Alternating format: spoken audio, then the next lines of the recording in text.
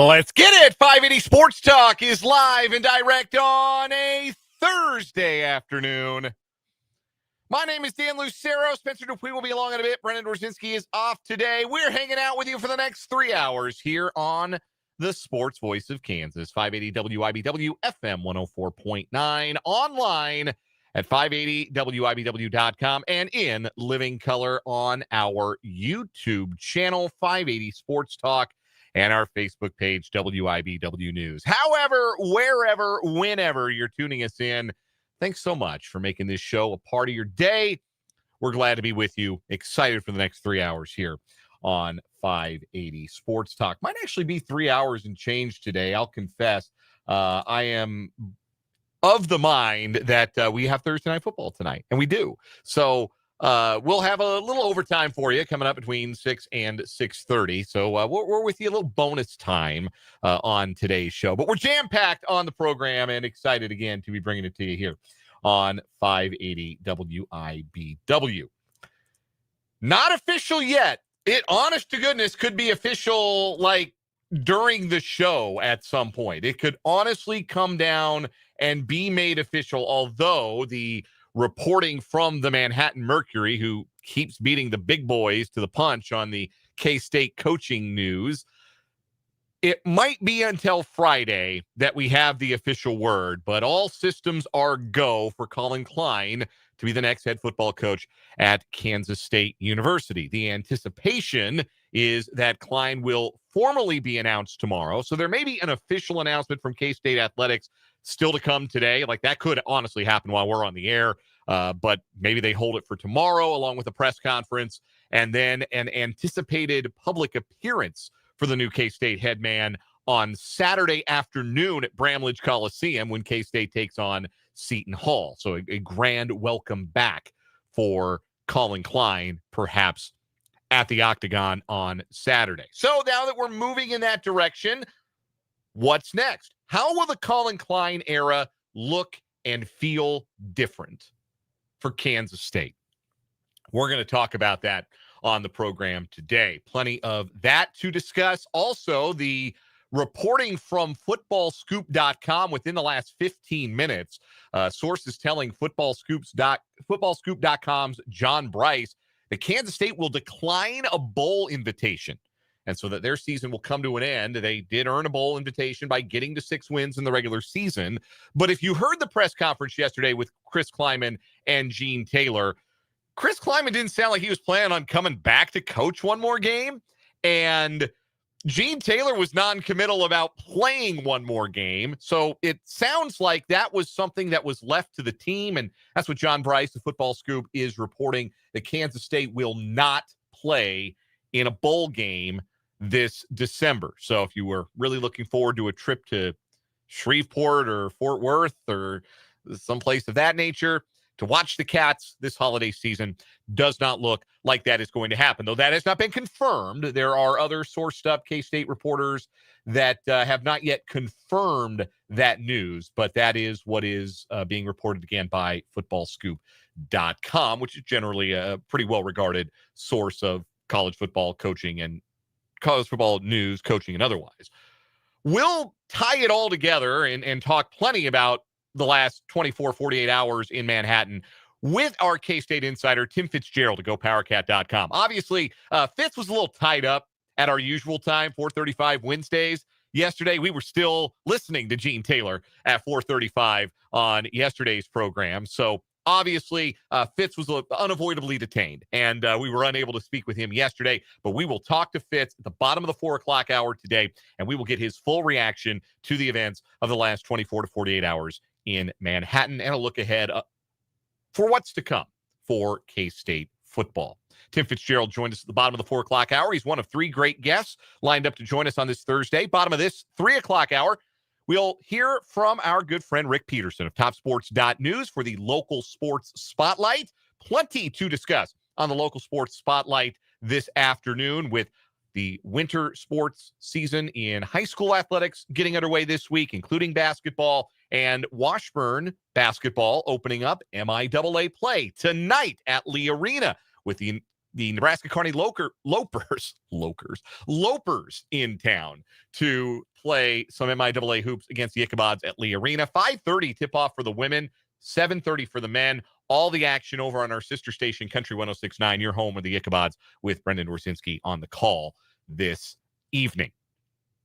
So lots to discuss with Pistol. We'll have him on at the bottom of this hour. Then at 5:25, Mitch Holthus joins us, the voice of the Kansas City Chiefs, for our weekly chat. Mitch, of course, joins us, a courtesy of our friends at Hy-Vee and Azura Credit Union. Much to discuss with Mitch as the Chiefs face a regular season crossroads, the likes of which they have not faced in a very long time, in a must-win, if you like to call it such a thing. Again, I'm a big believer. The only games you have to win are the games that if you don't win them, you don't get to play anymore.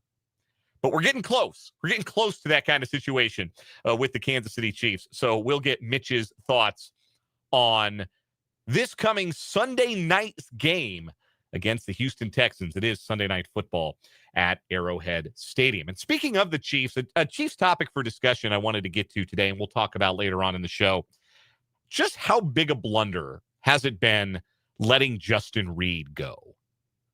We've heard from multiple sources this week, including our own NFL insider, Matt Verderam, that maybe the biggest reason the Chiefs defense has taken such a step back this season is the absence of Justin Reid's voice and leadership and communication skills in the secondary. So we'll relitigate the decision not to bring back Justin Reid.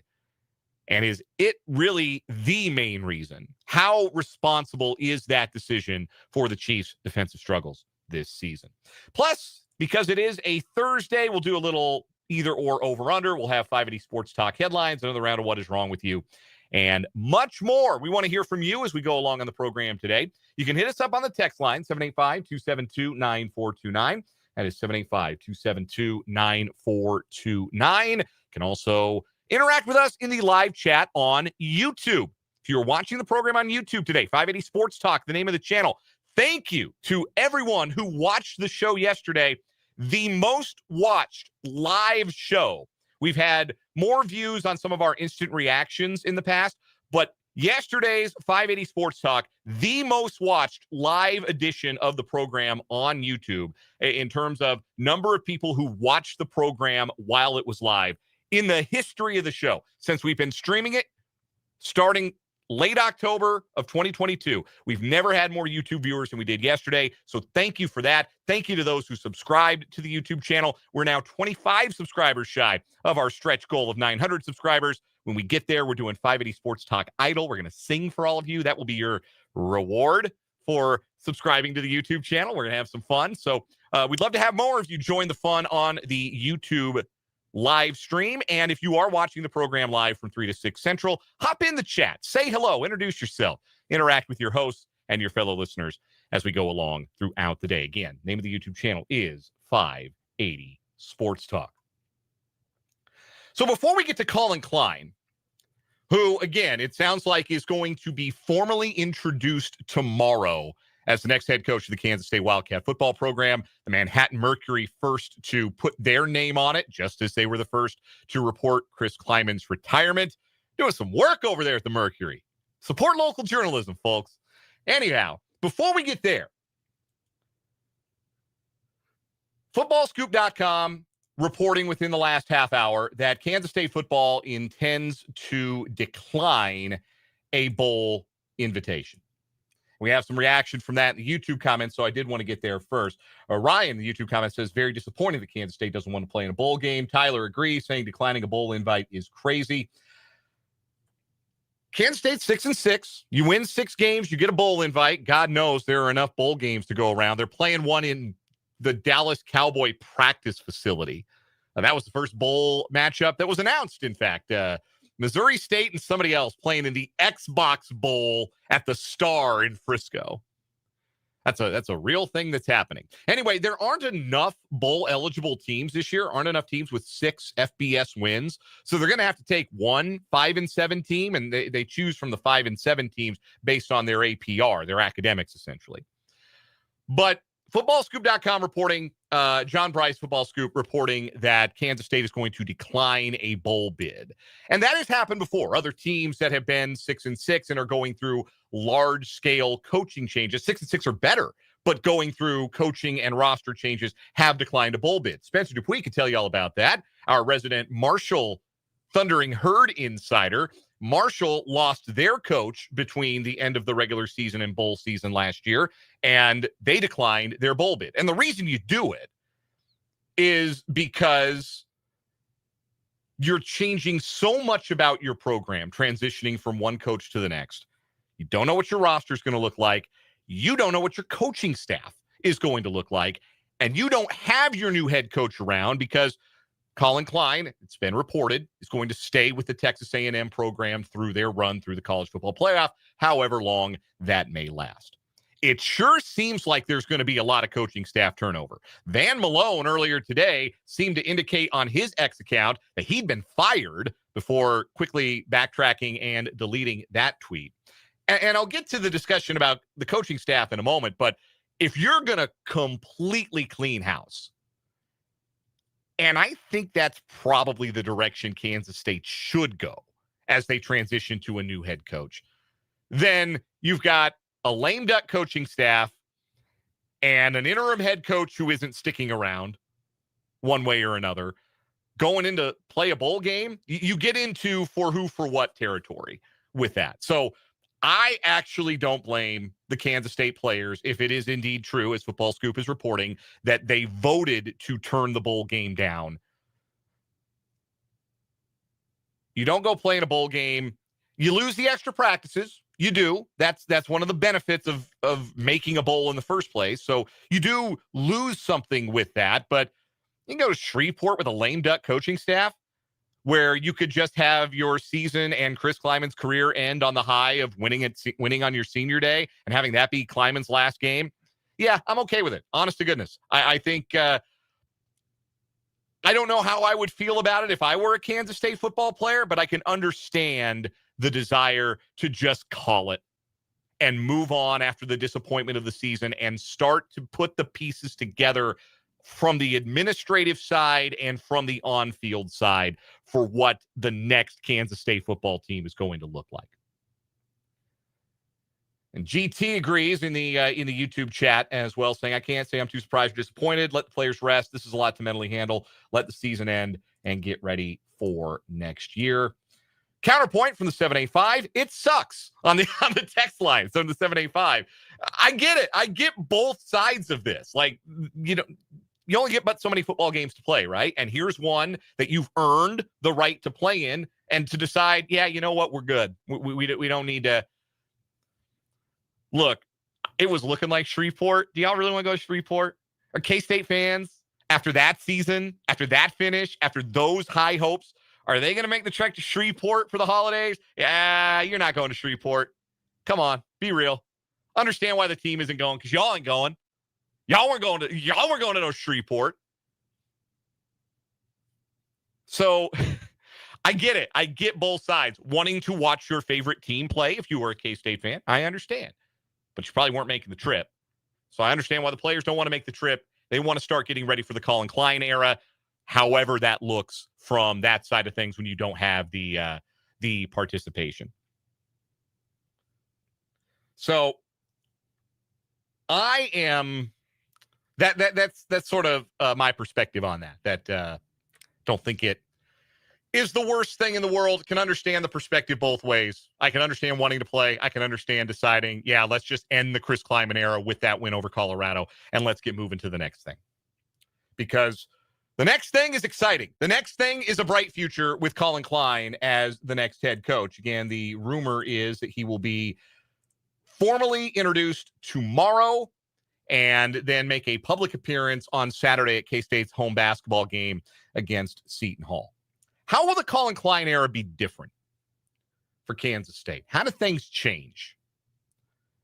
There's a few ways that I think things will look a little different for Kansas State. Number one, a younger head coach and a younger staff are going to have a little more energy for and comfort with NIL and the transfer portal. You've been in coaching as long as Chris Kleiman has. And I laugh when people call it the NIL era. I guess I laugh when people call it this new era of college football. It's been a half decade. It's not new anymore. But if you're a coach who's been in it as long as Chris Kleiman has been in it, it is a small slice of your career. Whereas for somebody like Collin Klein, who hasn't been in coaching very long, who hasn't been a coordinator very long, it is a much larger piece of what you've had to deal with. You have a little bit more familiarity with it because, to a degree, it is more of what you've known than the quote-unquote old ways. And if the rumors are true that Kansas State is going to turn over a lot of its coaching staff, you would think it would be a largely younger coaching staff that might have similar experiences, similar feelings about some of those things as Collin Klein does. So a little more energy for all that, a little more comfort with all that. That's probably a good thing. And it's not to suggest that Kansas State's previous staff didn't have a comfort level with the transfer portal. Chris Kleiman did some good work in the transfer portal. Brought in some really useful pieces in the transfer portal. I can think of a few off the top of my head. Reggie Stubblefield, Marquise Siegel, the receiver this year, Jerron Tibbs. That's just to name a few. Who was the big tight end that was really good a couple of years back? Briley Green, something like that. He was a good player. Daniel Amater-Bebe was a decent player coming out of the portal, another tight end. So there were hits, there were misses, but there were hits in the portal for Kansas State. They gamed it pretty well. They didn't lose large chunks of their roster to the portal every year. Right now, they have 6 players in the transfer portal.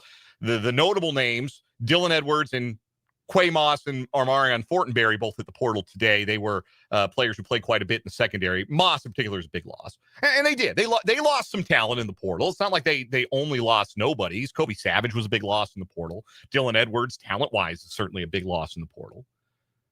But I thought Kansas State navigated that okay. It's just the energy for the desire to keep going back to that well over and over again and deal with all of the NIL demands at the same time. I think a younger staff and a younger head coach going to be a little bit more adept with that. How else will the Collin Klein era be different? We didn't really get into National Signing Day yesterday for obvious reasons. There was a bigger story than National Signing Day. But if you looked at both Kansas State's and Kansas's recruiting class, one thing jumped out immediately. Kansas cleaned K-State's clock when it comes to in-state recruiting. Cleaned their clock. And I cannot remember that ever happening before. That's always been K-State's thing. They get the best talent in Kansas. And there's good players coming out of the state of Kansas this year. And KU got more of them than K-State did. You go look at the 24/7 ratings, the composite ratings. Kansas pulled in more and better Kansas players than K-State did. Well, now you got a K-Stater in charge of K-State. And a name that gets you in the front door, a name that, and I don't want to overstate this because Collin Klein's playing career, the early 2010s, a senior next year, a senior in 2026. They're turning 18 in 2026. That means they were born in 08. That means they were 5 years old when Collin Klein had that Heisman caliber season. So I don't want to overstate like, oh man, these kids grew up loving Collin Klein. Well, they grew up having heard of Collin Klein. They know the stories. So I think there's something to be said for that as Kansas State tries to swing the balance of in-state recruiting power back in their direction. How else would the Collin Klein era be different? An offense that will feel like a Kansas State offense. Collin Klein's offense when he was at Kansas State was a recognizably Kansas State offense. It had a Kansas State offensive identity. And I don't know how much Texas A&M football you watched this year, but Collin Klein didn't walk into Texas A&M and decide he needed to be anybody different than who he was.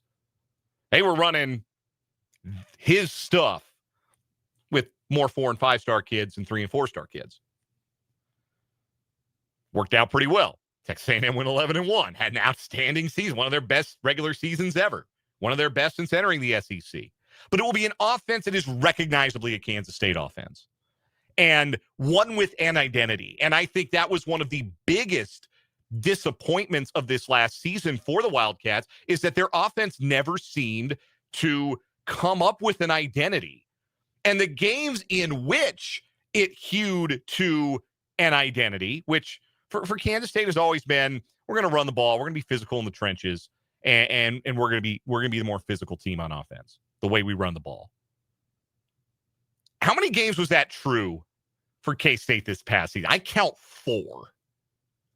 The healthy Dylan Edwards game against UCF, the TCU game, at least the second half of the TCU game when they were playing from ahead, the Utah game, which, look, I know how that ended, but that was, offensively speaking, a masterpiece. Like, you can't argue otherwise. That was brilliant. If the other 11 games had looked like that, who knows? Who knows what we're talking about today? We're probably not talking about 6-6.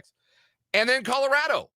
But again, that was also the second half when K-State got a lead and was grinding it out. So there was never an identity for Kansas State's offense after Collin Klein left. It didn't feel like it had the same kind of identity. And certainly this season with Matt Wells calling the shots, it did not feel like it had an identity. Kansas State's offense is going to have a Kansas State identity moving forward. The last thing might be the biggest. The Collin Klein era will bring with it a fan base that will stay engaged and behind the new coach. As I said on yesterday's show, the next person to say a negative word about Collin Klein will be the first. This will be a universally popular and exciting hire at Kansas State. Even if there's some skepticism, hey, he's a first-time head coach, it's fair to say, yeah, we don't know how this is going to go. I admit, don't know how this is going to go. But it's Collin Klein. It's K-State legend Collin Klein. So you've got the fan base fired up, and you've got the fan base excited. There's none of the questions, none of the, I would call it anger, that came with the hire of Chris Kleiman to follow Bill Snyder. There were a lot of people that were righteously skeptical of that hire. And Kleiman won a lot of people over in fairly short order. But there was a percentage of that fan base that never did get over it was Gene Taylor's drinking buddy. And when things went left for Kansas State as they did the last 2 years, there was a lot of discontent. It has been very funny reading lots of tributes and lots of well wishes and lots of hail and farewell, good man posts on social media from the same people that wanted Chris Kleiman fired 2 weeks ago. And before that. But you go from a coach that had divided the fan base a little bit, no work of his own. He was always the same kind of coach. Even if the stresses of the job had worn on him a bit, he was always the same kind of coach. But a coach that was polarizing in the sense that you had a lot of people with differing opinions across the fan base. Now everyone's behind Collin Klein. Everybody's pulling in the rope the same direction. Everybody's going to be excited to support a program that's being run by one of them. If you are a K-Stater, that's one of you running the program. And I think that will make a difference. I think a feeling of positivity around the program externally helps the program. So I think those are the ways it's going to feel a little different when Collin Klein does accept the job and make it official. There might even be a press conference tomorrow. You might be hearing a press conference at this time on tomorrow's show. We'll have to see. But again, the reporting first from the Manhattan Mercury is that the Wildcats will make official their new head coach, Collin Klein, and that he will be introduced tomorrow. We're going to get your reaction from the text line, 785-272-9429, and from the YouTube live chat after this break. We got Rick Peterson of TopSports.news for the local sports spotlight coming up as well. We're just getting started. Tim Fitzgerald, bottom of the 4 o'clock hour. Mitch Holthus at 5:25. Big day on the program. Thanks for being a part of 580 Sports Talk. Back after this.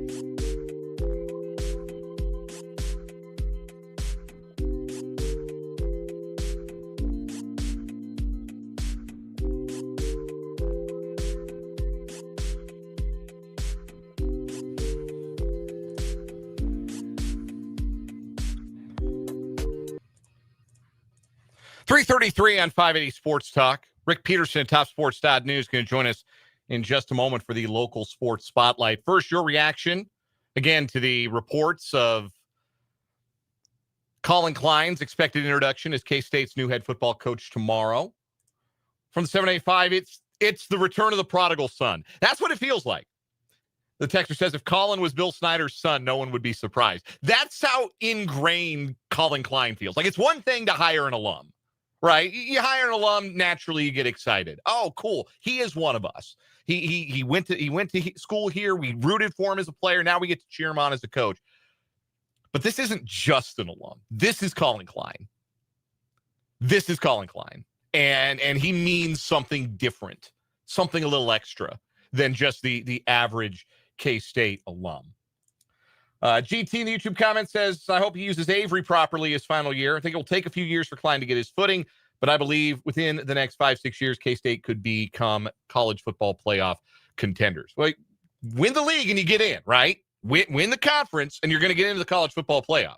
So that's how K-State's got to look at it. They've got to become the best team they can be in the Big 12 and worry about getting into the playoff that way. I think that's the perspective that's best for Kansas State to take in the short term. MPM, I'm glad, brought up this perspective. I'm glad that MPM made this comment, and it might come off as Debbie Downer-ish, but I'm going to counter it here. MPM says, everything you said about Klein was also said about Scott Frost at Nebraska. That's true. That's true. Scott Frost meant a lot as a Nebraska alum, was a national championship winning player. He had already been a successful head coach, which Collin Klein is not. And he went to Nebraska, he fell on his face. That's all true. That is 100% true. Scott Frost's worst enemy at Nebraska was Scott Frost. The things that impeded Scott Frost's ability to succeed at Nebraska, I do not believe are going to stand in Collin Klein's way. I am trying to be as polite as I can about some things off the field that are widely known but not spoken about Scott Frost and his time at Nebraska. I'm trying to, again, be as polite as I possibly can. But Scott Frost had some problems off the field. Scott Frost had some distractions away from the field. And those things, he was not the best version of himself in Lincoln. That might be the politest way I can put it. He was not the best version of himself as a person in Lincoln, Nebraska.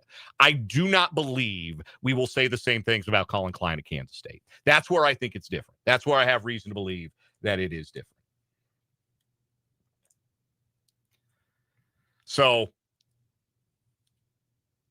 I will be interested to see how things unfold in the next couple of days. Again, if it is true, and we have not had this confirmed, but if it is true that Kansas State will decline a bowl game invitation, then Collin Klein's going to be able to start putting a staff together, moving guys in, recruiting his own players, as every coach has to do, but especially a new coach. You got to recruit your own guys. You got to, and by that, I mean the players that are in your program that you're coming back to, that you're coming into. And you got to recruit them to stay. You got to make contact with those guys and say, hey, I got a place for you here. Or I don't have a place for you here. And go to work putting together a roster. I don't think it's going to be year zero. I think the fan base might tolerate a year zero for Collin Klein, but it's not going to be, I think, a year zero situation where they completely clean house. A lot of guys were around. A lot of veteran guys were around when Collin Klein was around. There's a comfort level there. So they'll be, I think, in good position to retain a sizable portion of the roster. And I could be wrong about that, but I think they'll be in good shape to do so. And then you go from there. Now, how much of a 6-6 roster do you want to bring back is the other question. We got to take a timeout. A lot more to say about this with Tim Fitzgerald to GoPowerCat.com. He's going to join us at the bottom of the 4 o'clock hour. We're looking forward to getting Fitz's insight as a longtime coverer of K-State athletics. He'll join us at the bottom of the 4 o'clock hour. But right now, after this timeout, we're coming back and going local with Rick Peterson of TopSports.news for the local sports spotlight on 580 Sports Talk.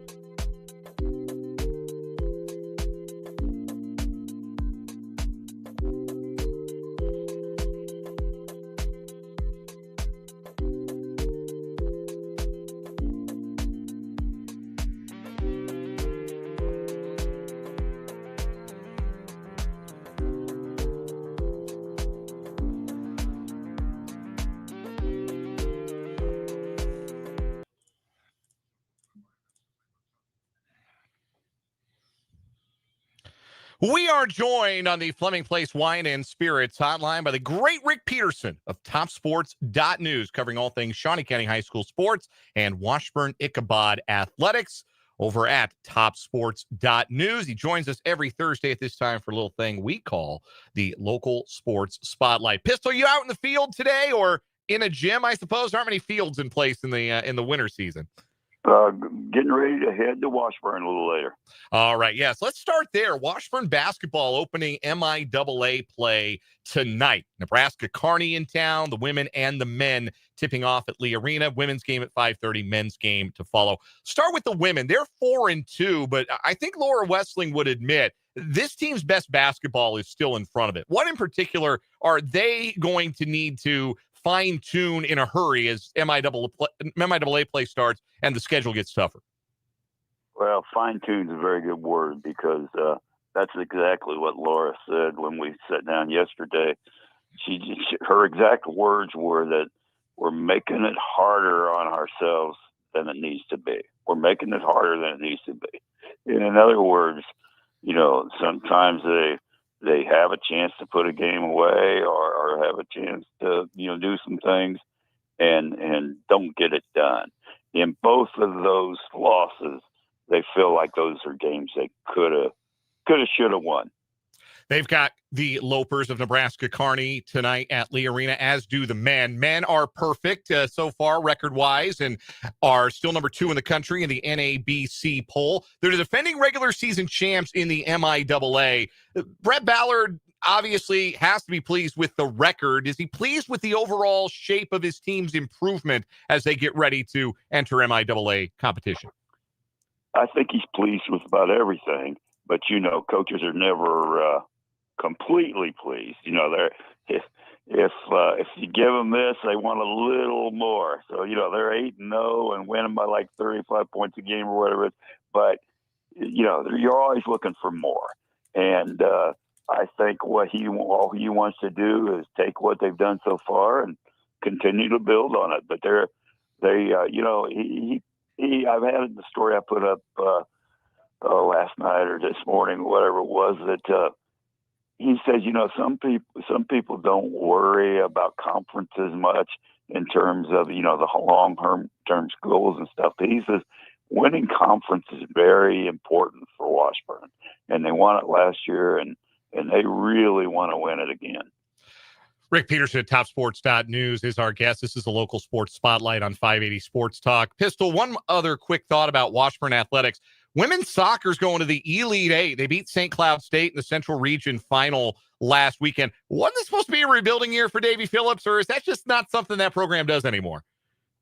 I don't think it's something that the program does anymore. When I talked to him before the season started, he didn't know how long it'd take him. But he was bringing in a great recruiting class, which is born true, and he had high hopes. And in fact, I talked to both Bell Kennedy and Davey and Leah Hinkey yesterday, and they talked about around the time the conference started, they got off to a great start in conference, and they just felt like, hey, something like this was possible.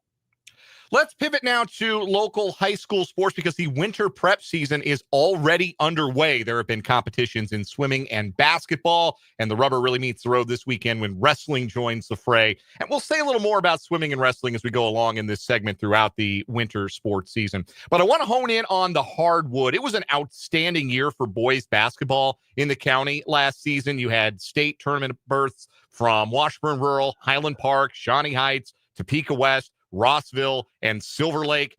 And Seaman had a good year. Hayden had a good year. It was a really good year for boys basketball. A lot of talent obviously departs, most notably from that Highland Park team. But how many teams do you think from the county enter this season with legitimate state tournament aspirations?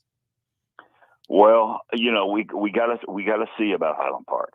And they seem to be one of those programs that's able to reload a little bit too. But I think Hayden's going to surprise a lot of people. I think they could be there. I think Seaman has a little sour taste because they thought they could have been there last year. Shawnee Heights, another team that's got a decide what they can do this year. But Silver Lake's very good. Rossville's very good. Washburn Rural's very good. So I'd say 5 or 6. Not a bad number when you consider there are 10 teams in the county. How about over on the girls' side? I think the most fascinating storylines this year in girls basketball. Hayden's been really good the last 2 years, graduated almost everybody, but return Haley Schmidtline, who's an excellent player. Washburn Rural has to figure out how to replace Maddie Vickery, their star, who injured her ACL over the summer and may not play at all this season. And Shawnee Heights, Bob Wells went out and won himself the transfer portal, I suppose you'd say, as they add the best players from Highland Park and Topeka West program to what was already a really good team that won 15 games last year and returns their star, KK Emmett. What are you most fascinated to see this year in girls basketball in the area? Okay, well, first of all, if things go like I expect them to, Maddie Vickery is not going to miss the whole year. Maddie Vickery, her rehab is going very, very well. And Coach Bordewick, and just seeing some of the things that Maddie's put on social media, I think she's coming back. Wow. If things continue to go well. And they earlier in the fall, they thought maybe February. Now they're thinking maybe even earlier than that. Wow. So what a great story that would be if she could come back. Because, that's it, Dan. You thought, okay, ACL, cross that 1 year off. But I think they've made enough strides, and not only with medical stuff, but with the rehab stuff and the rehabilitation and the workouts and all that. So I expect to see her. Outside of that, you look at some of the other teams in the area, like I mentioned, Silver Lake's been a juggernaut, back-to-back state title games for them, though they lost last year in the final. Shawnee Heights adds a lot of talent to a 15-win team. Seaman trying to replace the talent from a team that went to back-to-back state finals. Who are you looking at this year as the other most intriguing teams in girls basketball in the county? Well, I think Topeka High is going to be very, very good. I think Haley Carroll's going to miss some time with preseason practice injury, but they're going to be very, very good. Silver Lake's, again, one of those programs that just expects to be good, no matter what they lose and what they have coming back. So they're going to be good. Rossville was just decimated by injuries last year, including one of their stars, Nora Burdick, missing 11 games. They're going to be good. Washburn Rural's always good. I think a handful of teams will have a chance to go to state.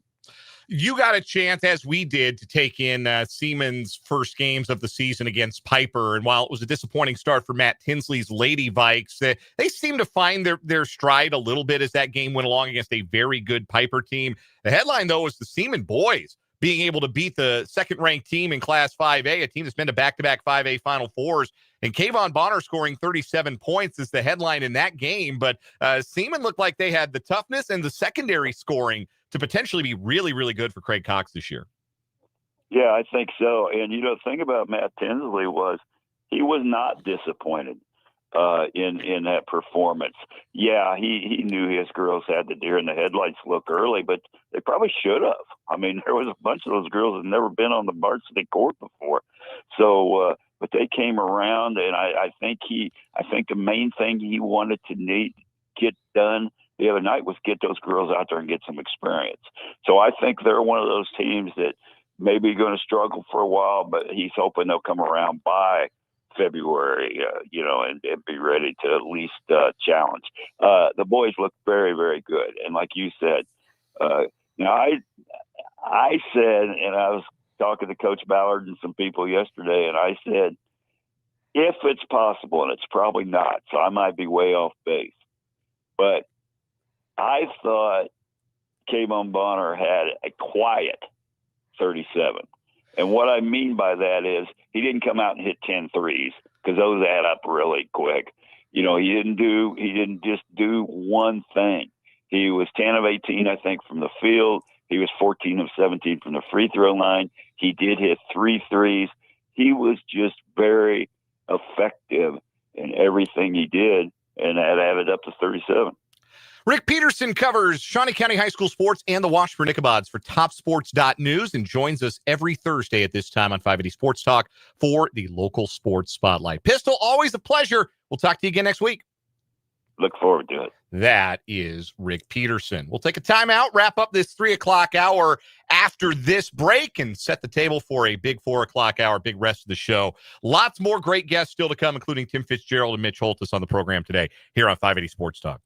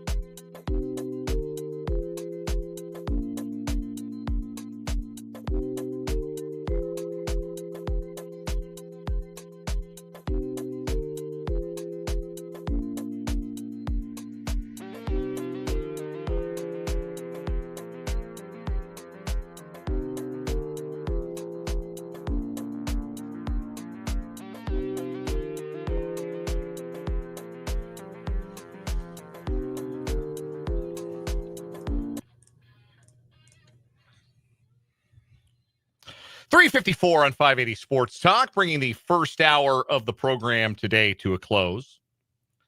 No confirmation yet on the footballscoop.com report that Kansas State has decided as a team to decline a bowl bid. We'll see if Tim Fitzgerald has any insight on that. He's our K-State insider. He'll join us at the bottom of the 4 o'clock hour. Usually Fitz joins us Wednesdays for the Wildcat Wrap-Up, presented by Tallgrass Windows and Doors.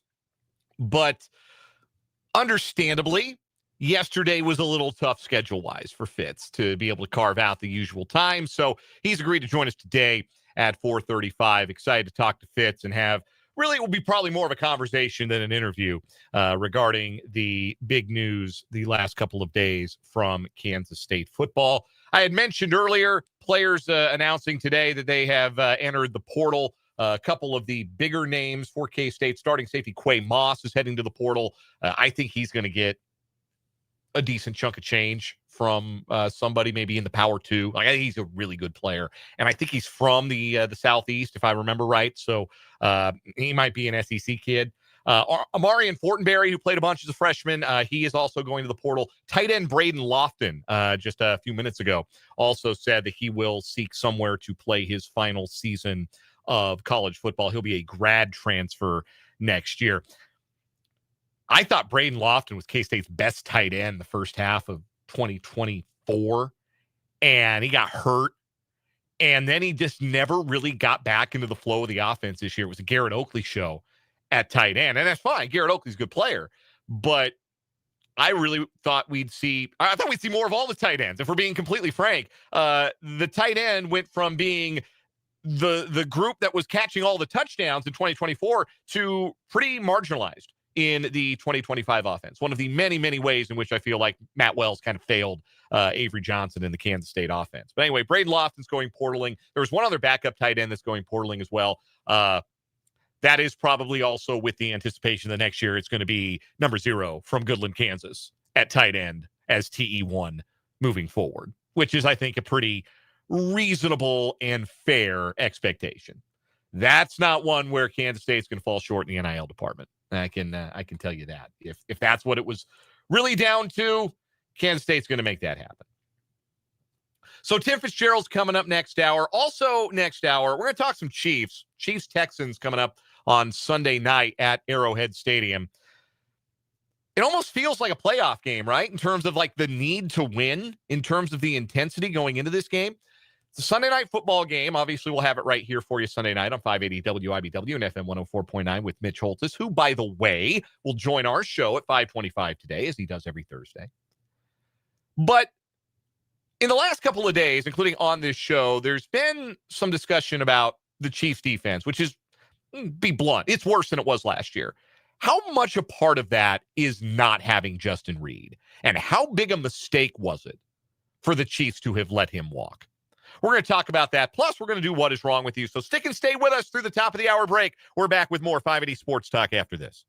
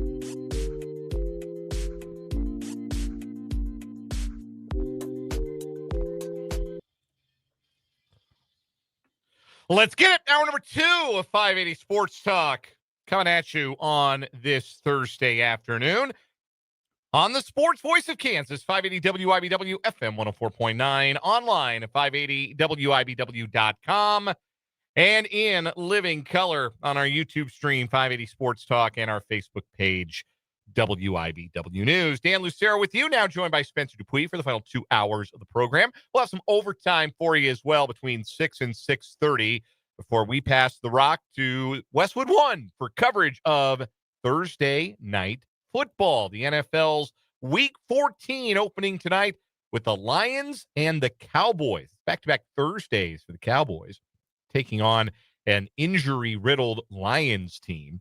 Pre-game at 6:30, and then we'll have the kickoff for you at 7:15. Following Thursday Night Football tonight, on tape delay, the Jerome Tang Show. We'll hear from the head coach of the Kansas State men's basketball team, who's probably glad Chris Klein announced his retirement yesterday, because nobody's talking about his team losing by 16 at home to Bowling Green. That was a nice little smoke screen, a nice little distraction. Maybe that was why Tang was there at the press conference yesterday for Chris Klein. Maybe that round of applause was thank you for taking some of the heat off of me. They're not thinking about me right now.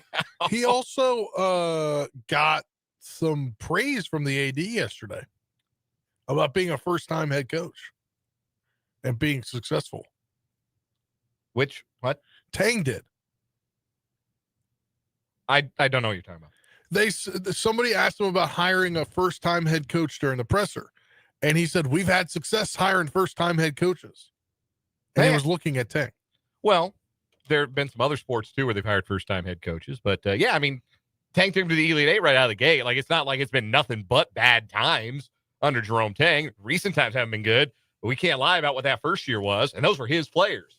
That was a virtually brand-new program. So you can't even do Bruce Weber won with Frank Martin's players thing. Like, Jerome Tang built a roster from scratch, and it hit. And he's tried it 3 more times, and it didn't work the last 2 years, and early returns this year aren't good. But it's early. Anyhow, let's set up the hour for you, rest of the program. We got Tim Fitzgerald to GoPowerCat.com coming up at the bottom of the 4 o'clock hour. Tim Fitzgerald typically joins us on Wednesdays for the Wildcat Wrap-Up, sponsored by Tallgrass Windows and Doors. But we moved him back for what should be obvious reasons. The Taylor and Kleiman press conference overlapped with that yesterday, so Fitz was working. So today he'll join us and we'll get his insight and everything that's gone down with K-State football in the last 48 hours. We'll also, in the 5 o'clock hour, chat with Mitch Holthus, voice of the Kansas City Chiefs. He'll join us at 5:25, as he does every Thursday during the Chiefs season. And we'll get Mitch's insight into the upcoming Sunday night game between the Chiefs and the Texans. Want to hear from you? The text line is open. 785-272-9429 is the number, 785-272-9429. You can also get at us in the live chat on our YouTube stream, 580 Sports Talk, the name of the stream, the name of the channel. Go subscribe if you have not already. I know we've had some new folks checking us out in the last 24, 48 hours. We had our most viewed live episode of 580 Sports Talk ever yesterday, and we appreciate those of you who made that happen. Hope you hang around. Hope you enjoyed the show and want to hang around for more of us, and hit that subscribe button. Get us closer to our stretch goal of 900 subscribers. We were 25 away as of the start of today's show. And we get to 900, we're all going to sing for you. We're going to do 580 Sports Talk Idol. That's our new stretch goal, to entertain you and maybe humiliate ourselves a little bit. Last time it was arm wrestling for 800 subscribers. This time it'll be karaoke. So 580 Sports Talk on YouTube, and the live chat open throughout the live broadcast of the show. Again, 785-272-9429 is the text line. 580 Sports Talk is the YouTube channel. WIBW News on Facebook, too. You can check us out on your Facebook page, adjacent to whatever AI slop the algorithm is feeding you these days. And you can leave a comment there, too, if you'd like. That's over on Facebook, WIBW News. And no, that AI slop you see about some football player, fake.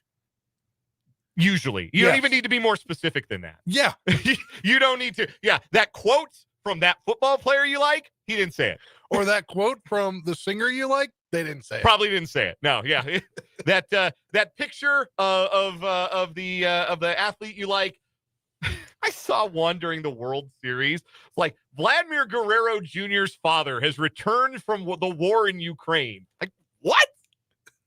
It had him, like, a picture of him tearfully embracing somebody who did not look much like what I know Vladimir Guerrero Jr.'s dad to look like. Anyway, just I got a text nonsense. from my mom the other day. Uh-huh. She said, "Can't believe Art Monk passed away." And I Google Art Monk, and there's nothing on Google. And I'm like, "What are you talking about?" She says, "Your uncle shared this post." And I went to my uncle's page, and I was like, "Oh my gosh!" So that's our responsibility as I was going to say, us young people. You're much younger than me, but those of us who are more internet/tech savvy, we've got to help the generation that isn't. We have got to stand vigilant against AI slop, against clickbait, forgeries, against fake quotes. We have to stand guard. Like, no, Travis Kelce did not devote 5 minutes of his time at his latest press conference discussing the big, beautiful bill. That did not happen. That will never happen. Like, please, like, I urge all of you anyway to just use common sense as this stuff goes. But for those of you who maybe have a parent or an aunt or an uncle who is frequently on Facebook, stand by and be vigilant against the AI nonsense that's out there. Anyway. Bless this guy's heart. He is the owner of the local stations that I interned for in college. Really nice guy. He falls for everything on Facebook. Reposts it. I can't believe this person said this. And all of his employees are like, "Hey, dude, this is not real, fake. Man. Not real, man." Hashtag fake news. You'd think we'd be more wise to that. We've been dealing with all fake news things since 2016. This guy doesn't he just thinks everything is real because I've on multiple occasions. Some people really do have gullible tattooed across their forehead. Some people really, really do. Anyway, we're going to talk some Chiefs with Mitch Holthus coming up in the 5 o'clock hour. I wanted to talk about this today. We have heard from a couple of different sources, and we're going to need some audio for this portion of the discussion. So, Spencer, if you could ready audio here. We had Matt Verderame, our NFL insider, on the show on Monday. Matt joins us 3:35 every Monday on the show. Always great stuff. Always great analysis of the Chiefs and the rest of the NFL. And I asked Matt on Monday's show, the Chiefs' defense is worse than it was last year. And just being blunt about it, not talking around it, they're worse than they were in 2024 and certainly in 2023. Why? This was the beginning of Matt Verderame's answer. I think Justin Reid really matters a lot. Like, he was the captain of that defense intellectually. And that doesn't mean that there aren't smart players. Nick Bolton's a very smart player. Chris Jones, very smart player. There are other guys. But Justin Reid was really the captain of that secondary. And losing him, I think they've lost. First of all, he was a great blitzer. Second of all, they've blown a lot of coverages this year. I don't think that would happen with Justin Reid back there. Which is why, part of the reason why, and I'm wrong. Listen, I'm wrong as much as the next guy. I really thought they should have paid him over Nick Bolton. And I feel that way very, very strongly now. So that was Matt Verderame. That was Matt earlier this week on the program. Then today I came across this clip from I think this was the Mina Kimes show. Mina Kimes from ESPN was speaking to Dominic Foxworth, also of ESPN, and they were talking about the Chiefs and some of the numbers about how bad the Chiefs are when they blitz. Like, you probably realize that that's true now following the Cowboys game when they were just egregiously bad whenever they blitz because none of the blitzes got home. But Mina Kimes has the numbers, and she and Dominic Foxworth discuss why are the Chiefs now so bad when they blitz where previously they were really good when they blitz. So here's that clip from the Mina Kimes show. Fresh talk brings me to the Chiefs, who cannot get after the quarterback. If the Chiefs miss the playoffs, this is why. So they blitz Dak. He's picked. You're thinking, whoa, Spag. After the pick against the blitz, and they continue to blitz him at a really high rate because they do not have a 4-man rush outside of Chris Jones. And if Chris Jones doesn't go crazy, they're screwed. Dak went 15 for 18 for 190 yards. When they blitz, they are 28th in pressure rate, 31st in yards per play, 25th in success rate. 2022 through 2024, so the previous 3 years, they were first in yards per play, second in pressure rate, third in success rate. So they've gone from being one of the best and most effective blitzing defenses to one of the worst by a pretty significant margin. So when people talk about the Chiefs and they're like, "What? Like, who's different? What's going on?" That's it. Is that a Spags issue, you think? I mean, I know the reason for blitzing is not on him, but the ineffectiveness of the blitz is, it felt like, because people weren't surprised. We always knew they were going to blitz. Yeah. For whatever reason, not scheming them up right or anticipating the line's protection so he can get that advantage. I'm not sure. The loss of Justin Reid feels like has been massive in terms of like the efficacy of the blitzes. I think it's a people problem in large parts, but also, yeah, like it does feel like teams have a good beat. It depends on the quarterback, I think, and who you're going up against. But right now, it's not good enough. That is Mina Kimes and Dominic Foxworth of ESPN. And you notice they brought up one player in particular, and that is Justin Reid. The old adage is, and Bill Belichick really kind of popularized this in his time in New England, you'd always rather get rid of a player a year too early than a year too late. And that specifically, I think, refers to players approaching a third contract. You get your rookie contract, then you get your second deal, and then you get your third deal. Usually your third deal comes when you're about to turn the corner from your late 20s into your 30s. And making the right decisions about which players get long-term contracts as they head into that portion of their career. The Chiefs have made some correct calls in this department. Tyrann Mathieu is the best example of this. Chiefs parted company with Tyrann Mathieu after his age 29 season. When he was a Pro Bowler. He'd been first-team All-Pro the 2 years previous. And they let Mathieu walk in free agency. Even though he was the unquestioned leader of that Chiefs defense, even though he had been playing at a high level, had played at a Pro Bowl level the year before, they let him walk as he entered his 30s. And part of the reason they let him walk, or the guy they let him walk for, was Justin Reid. That was the replacement. They signed Reid to a 3-year deal, and Reid filled that role on the defense from 2022 to 2024. And Mathieu, from 22 to 24, diminishing returns on his production, and at 32, he was finished. So the Chiefs made the right call. I think looking back, that was obviously the thing to do, was decide at that point, we've gotten the best football we're going to get out of Tyrann Mathieu. If we're going to commit to somebody for the next 3 years, let's go with somebody younger. Let's go with Justin Reid. That was the right call. And hindsight's always 20/20, but I think when we look back at the offseason for the Chiefs, we kind of understood, and this is what Matt Verderame alluded to in the clip we played, that it was going to be either Justin Reid or Nick Bolton that the Chiefs re-signed. And it was never not going to be Nick Bolton, because Steve Spagnuolo would have had a conniption fit if Nick Bolton were not on his defense. It felt like a binary, and it was only ever going to be one way. It was only ever going to be Nick Bolton. Yeah. So Nick Bolton got his 3 years from the Chiefs, $45 million, $30 million guaranteed. Justin Reid got 3 years for the Saints, $31.5 million, $22.25 million guaranteed. And the other reason, beyond salary cap considerations, that the Chiefs said, okay, yeah, we're gonna move on from Justin Reid, is they felt like they had the replacements waiting in the wings, Brian Cook and Jaden Hicks. They felt like they were in good shape with those two young players, heady players, players who had made an impact. They felt good about going forward with those as safety 1 and safety 2 in the Chiefs defense.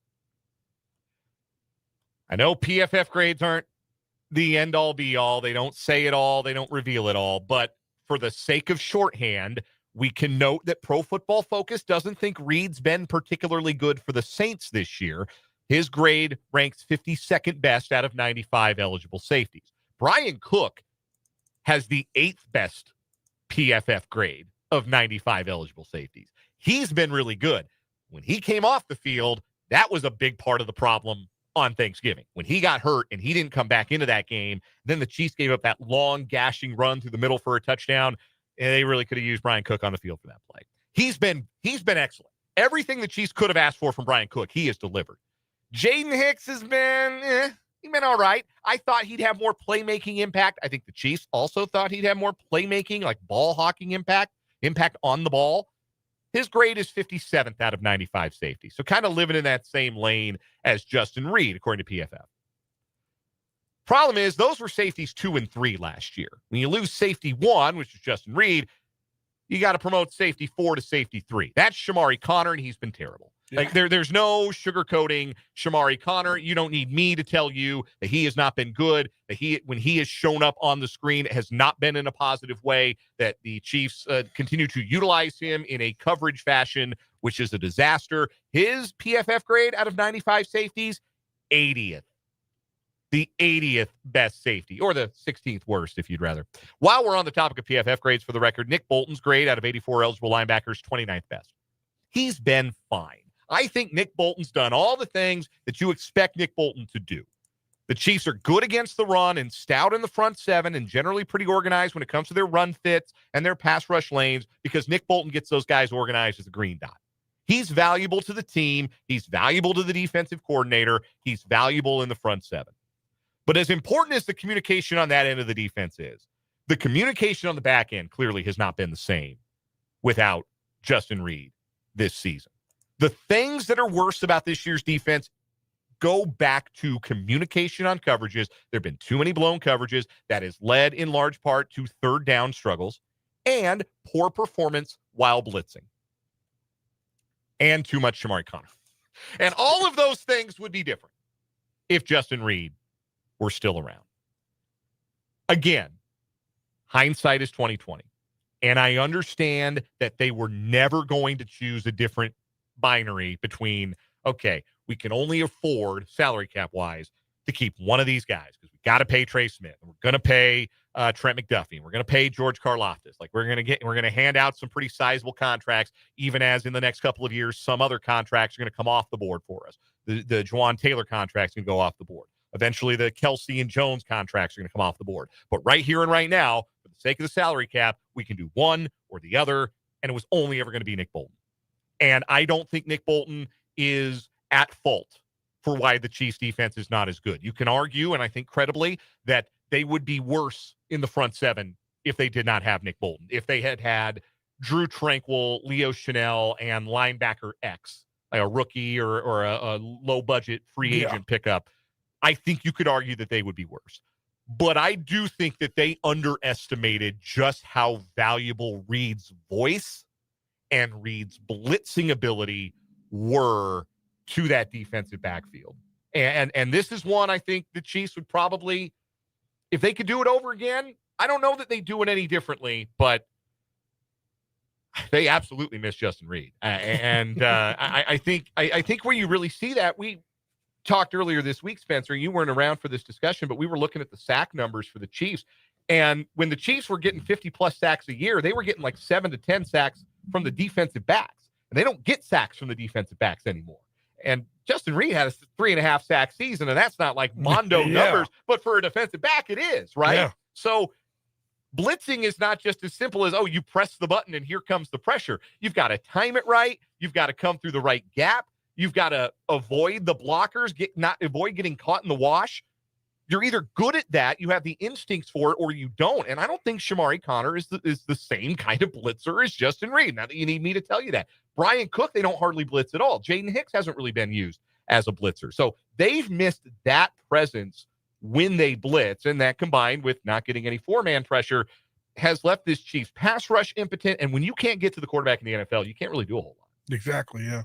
So I do. I think that's one maybe the Chiefs wish that they had a mulligan on. I have a text from 785 said they were really upset when the Chiefs let Reid go.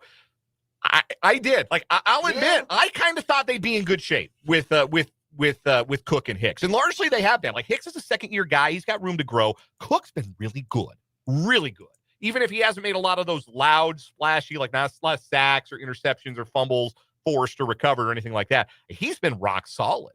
And maybe he grows into that role and in future years is the guy who can get everybody organized and maybe develops as a blitzer.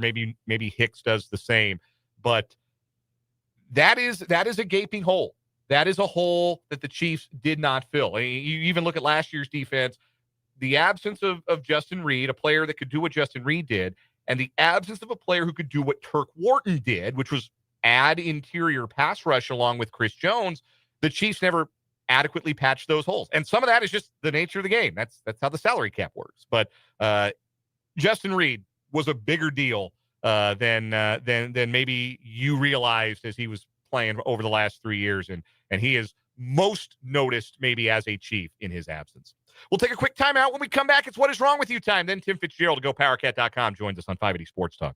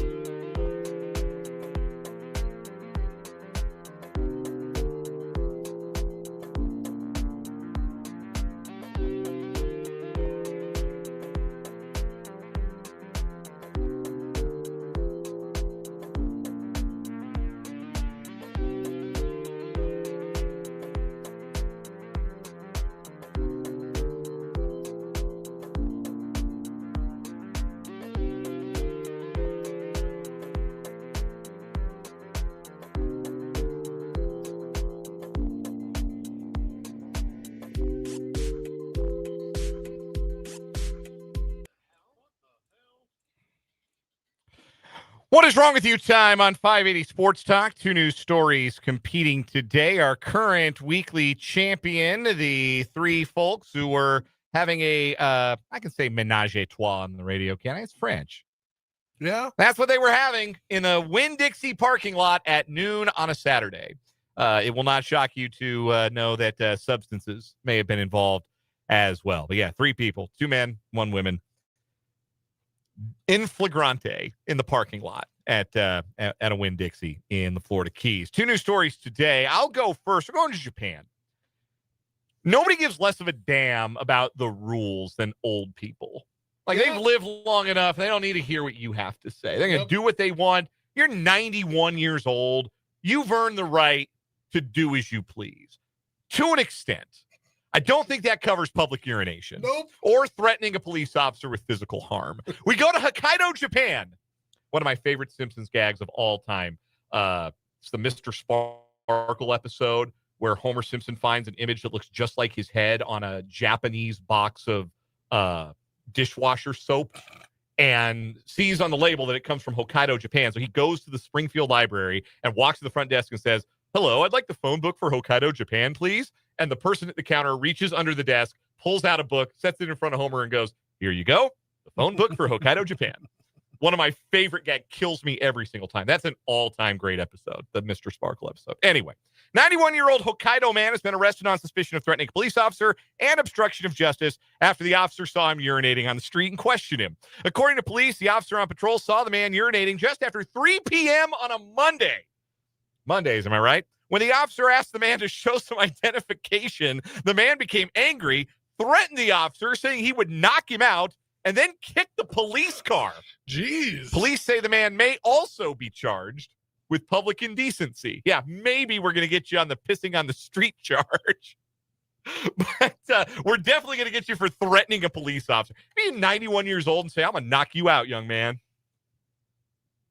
I kind of like this guy. Like, shouldn't be doing what he did, but I kind of like this guy. What's your story today? My story today comes from Florida. A Florida man who had the what are those things called?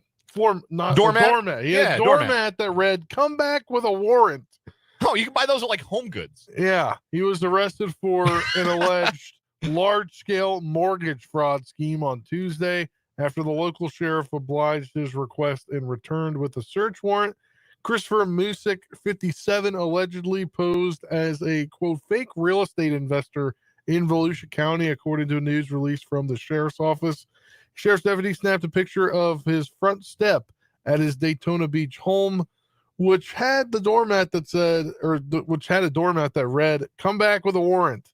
And they did. They came back with a warrant after interviewing him. VCSO Financial Crimes Unit detectives established probable cause to execute a search warrant at his residence, thereby solidifying the doormat's request. He allegedly forged fraudulent documents and posed as the owner of multiple business properties in the county, according to the release. The accused con artist took out mortgages against the properties and used the cash to purchase even more, which he would rent out. From there, the cycle would just repeat as he pocketed the rent money. Wow. He also never paid off the loans. I bet he didn't. He's a repeat offender with 10 priors and 2 outstanding warrants in Maryland.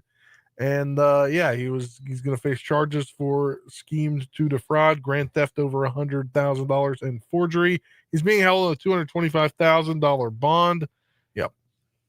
You can buy that doormat at the Home Goods, I think. I'm pretty sure. Yeah, I wouldn't be surprised. Yeah, at the Home Goods. I've seen one. There was one at my apartment that I lived at my last job, right across from me. No kidding. Come back with a warrant. Come back with a warrant. Well, they did. They certainly did. I think we got to go with the 91-year-old guy today. Yeah. Does that ornery 91-year-old? That's close. It's close between that and the Winn-Dixie story to me. Yeah.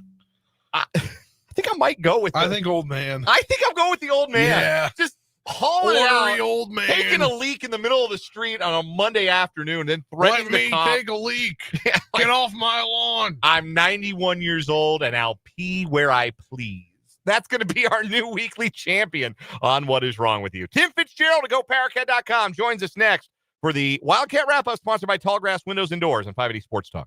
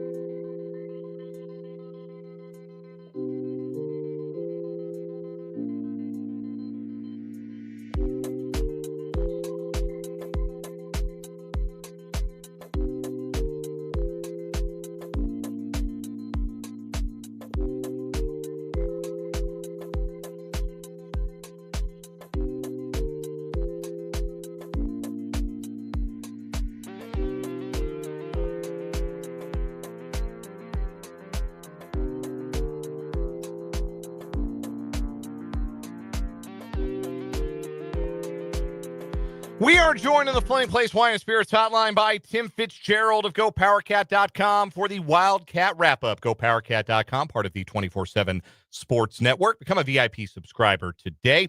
The Wildcat Wrap-Up is sponsored by Tallgrass Windows and Doors, who provide high-quality products at affordable prices.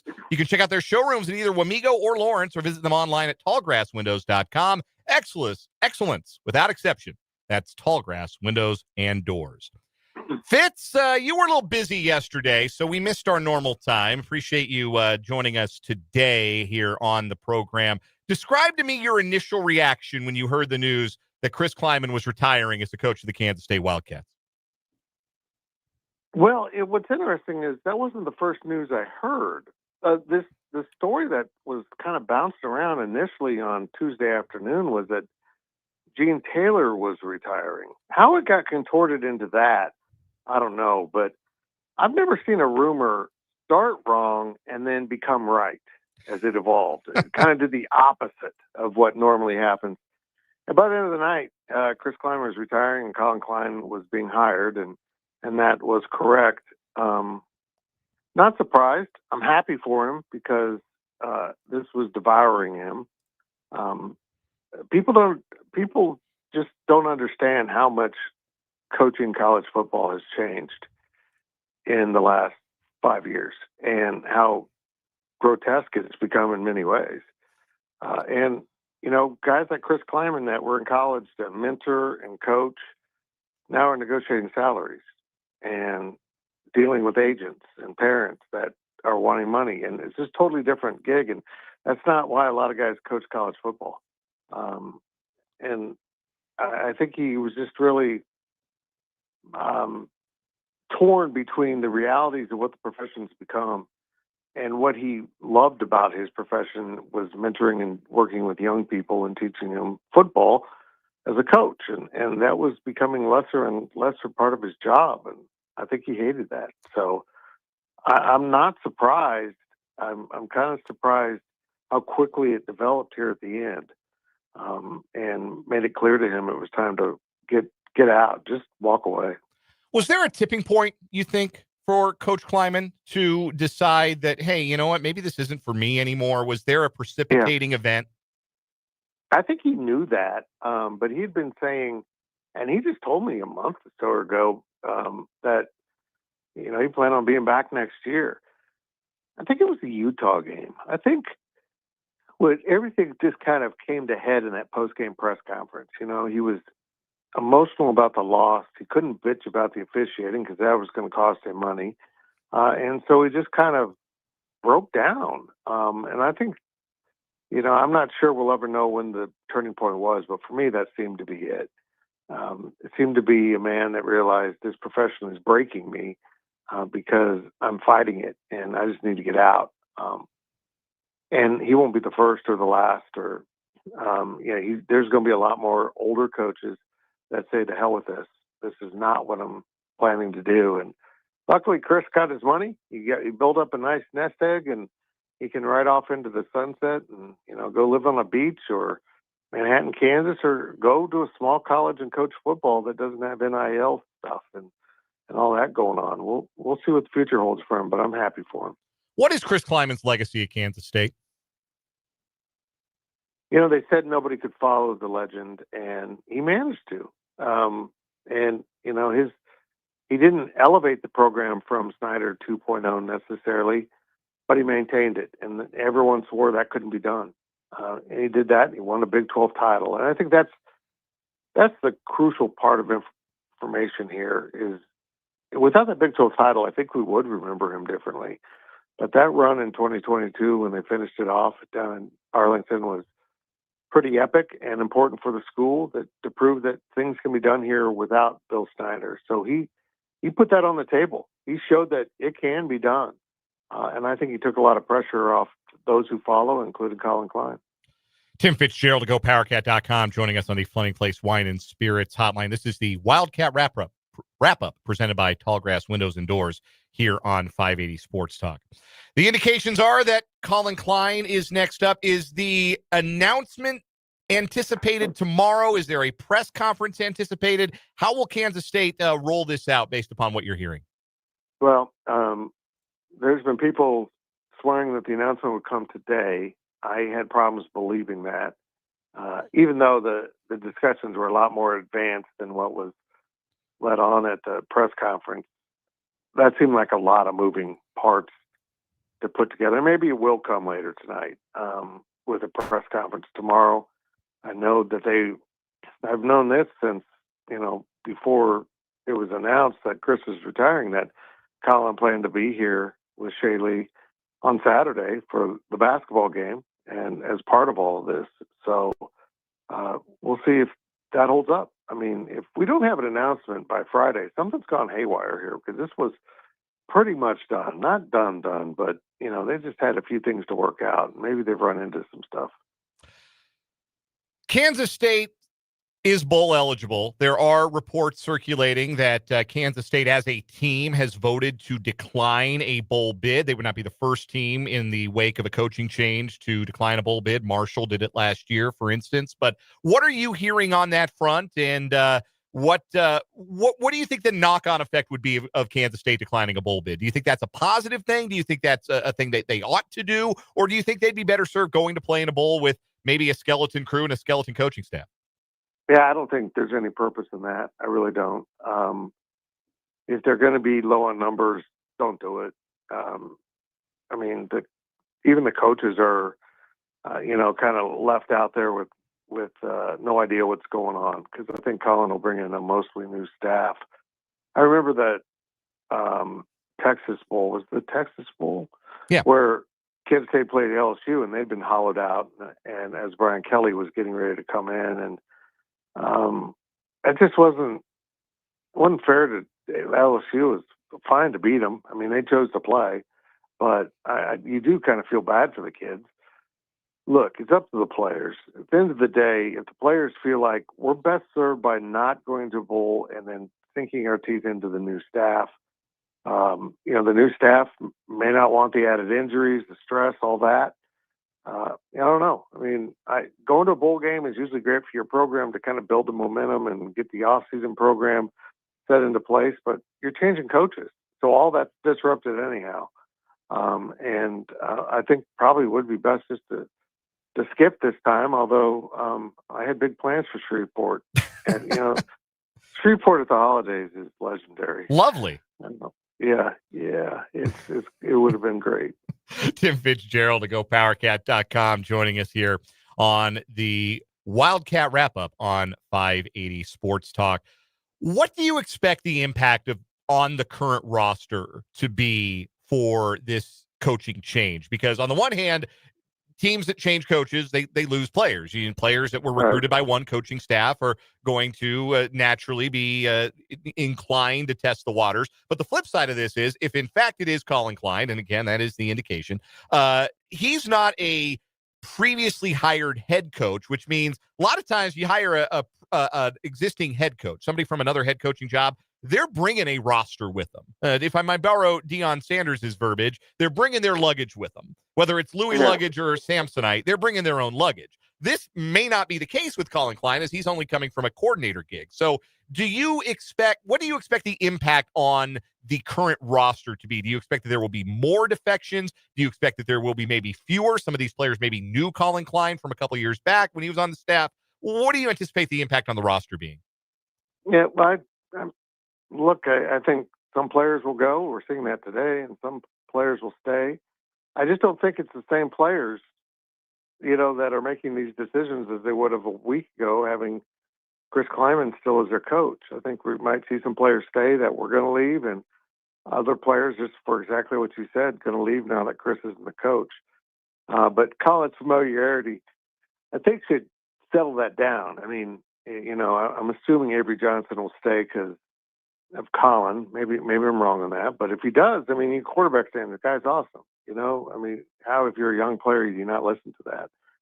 We'll find out. But I thought there was going to be a lot of movement after this season. There typically is after a frustrating season like that, but we'll see how bad it is. And you know what? New coaches might want movement. They might want guys cleared out of there so they can rebuild the roster. We're joined by Tim Fitzgerald of GoPowerCat.com, and I'm assuming you saw it earlier on X, but Coach Van Malone had a cryptic post then he deleted it after he said he was fired in the post, and then he said nothing official. What do you make of that? I guess he was joking, but he knows he's not being retained. I love Van. I texted him and said, "Man, I'm sorry to hear this." He goes, "Oh no, I'm just joking, man. I got to take that down." So, I don't think he'll be retained. I really don't. But he's just the best. He is something else, and I'm gonna miss a lot of these coaches. It's a really cool staff of guys. How much retention, if any, do you expect there would be on the coaching staff side? Because there always is benefit to keeping some institutional knowledge in-house, and there are some younger members of the K-State staff who are pretty well regarded. But Collin Klein's a different guy than Chris Kleiman, has his own sensibilities, his own focuses, and his own visions. How much churn do you expect to be with the coaching staff? And I won't ask you to speculate necessarily on individuals who might stay yet, but what do you expect the churn on that side to be? I think we'll see 2 or 3 guys stay, maybe 4. But I know Collin's got his own list of guys. He's got some coaches that have been down at A&M. They might be analysts that could move up, or there's other coaches that could come along. He's got friends out there that we may not even have identified that he's going to bring in, but he's going to put his signature on the program. I can tell you that. Everyone's fired up to have him back calling plays and running the offense. I'm fired up to see what he does on defense, because defense has been a strong point, but it's not been a point of domination as of late. And K-State football really needs to lead with defense, and it always has until recently. And I think that's something he's going to look at. We got to get a defense that can get the other team off the field consistently. Couple more questions for Tim Fitzgerald to GoPowerCat.com. This is the Wildcat Wrap-Up presented by Tallgrass Windows and Doors here on 580 Sports Talk. We won't know until the rubber meets the road. That was the first thing I said yesterday about, is Collin Klein going to be a successful head coach? We'll find out. There have been really good fits and really obvious fits and popular hires that didn't work out. There have been unpopular hires. Chris Kleiman was an unpopular hire in some circles that did work out for the best.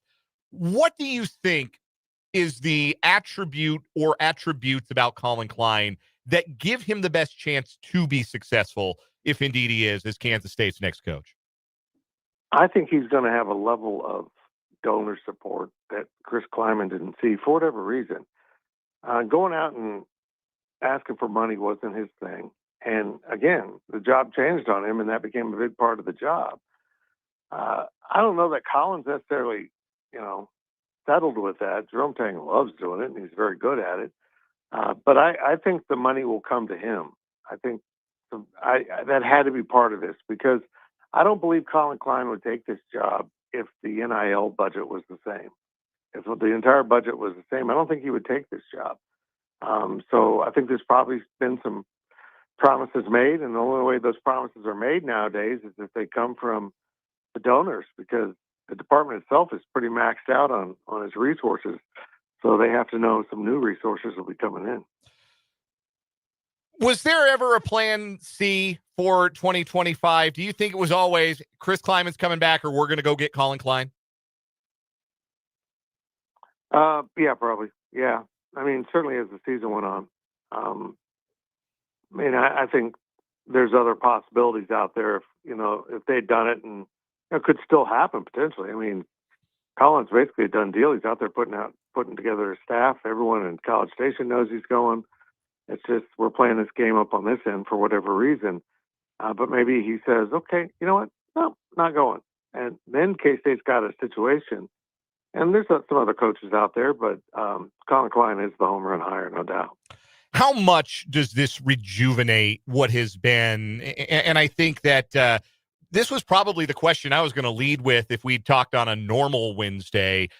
But Kansas State fans have seemed to be very disaffected the last couple of years by the results on the field with the revenue sports in particular. This has started to become a fan base, not disengaged by any means, but a little bit disaffected. How much does Collin Klein coming back, of all of the alums that could take this job, it's Collin Klein. How much does this rejuvenate Kansas State's fan base? You already spoke to the donor class aspect of it, but how much does this rejuvenate the fans? I think tremendously. The concern that goes with that is they're going to put unbelievable expectations on Collin. But yeah, I think the fans are extremely fired up to get this back in, a K-Stater's hands. Not that Chris Kleiman always felt like a K-Stater, but there's still that connection there with fans, and I think this is going to be a really good move in terms of the potential of the program. But you're right, the air was leaking out of the fans, and I think it actually started ironically in the championship season when they lost to Tulane at home, and that kind of just set this trend of losing games that you can't explain. It continued into this season, but late last season, I think it was probably the Houston game when the team just kind of turned south, and it carried into this season, and then they got it going back upwards at the end of the year. But I think that end of last year and the start of this year just broke a lot of people. It's like, what is going on? It doesn't even look like, and it didn't, let's be honest, it didn't look like the same Chris Kleiman teams that we'd seen earlier. There just wasn't any enthusiasm. Players didn't look like they wanted to compete. It was really disappointing. And K-Staters, one thing K-Staters won't stand is not competing hard, not playing hard. They won't accept that because that's not their culture. They go to work every day and they expect their athletic teams to go out there and represent the school in a proper way, and that is doing everything you need to do to win. Tim Fitzgerald covers Kansas State athletics along with the great staff at GoPowerCat.com, part of the 24/7 Sports Network. And he joins us usually Wednesdays, but joining us on this Thursday for the Wildcat Wrap-Up, sponsored by Tallgrass Windows and Doors. Fitz, thanks so much for making the time for us today. Great insight as always. We'll do it again next week. I appreciate you reminding me what day it is because I don't know what's going on. I'm very confused at this point. Hard to keep it straight. Thanks again, Fitz. You bet. That is Tim Fitzgerald. A quick reminder before we take a break, this portions of today's show, powered by the Furniture Mall of Kansas, where the Black Friday BOGO and Cyber Monday sales have been extended through this Sunday. Hurry, no interest for 24 months. This is 580 Sports Talk.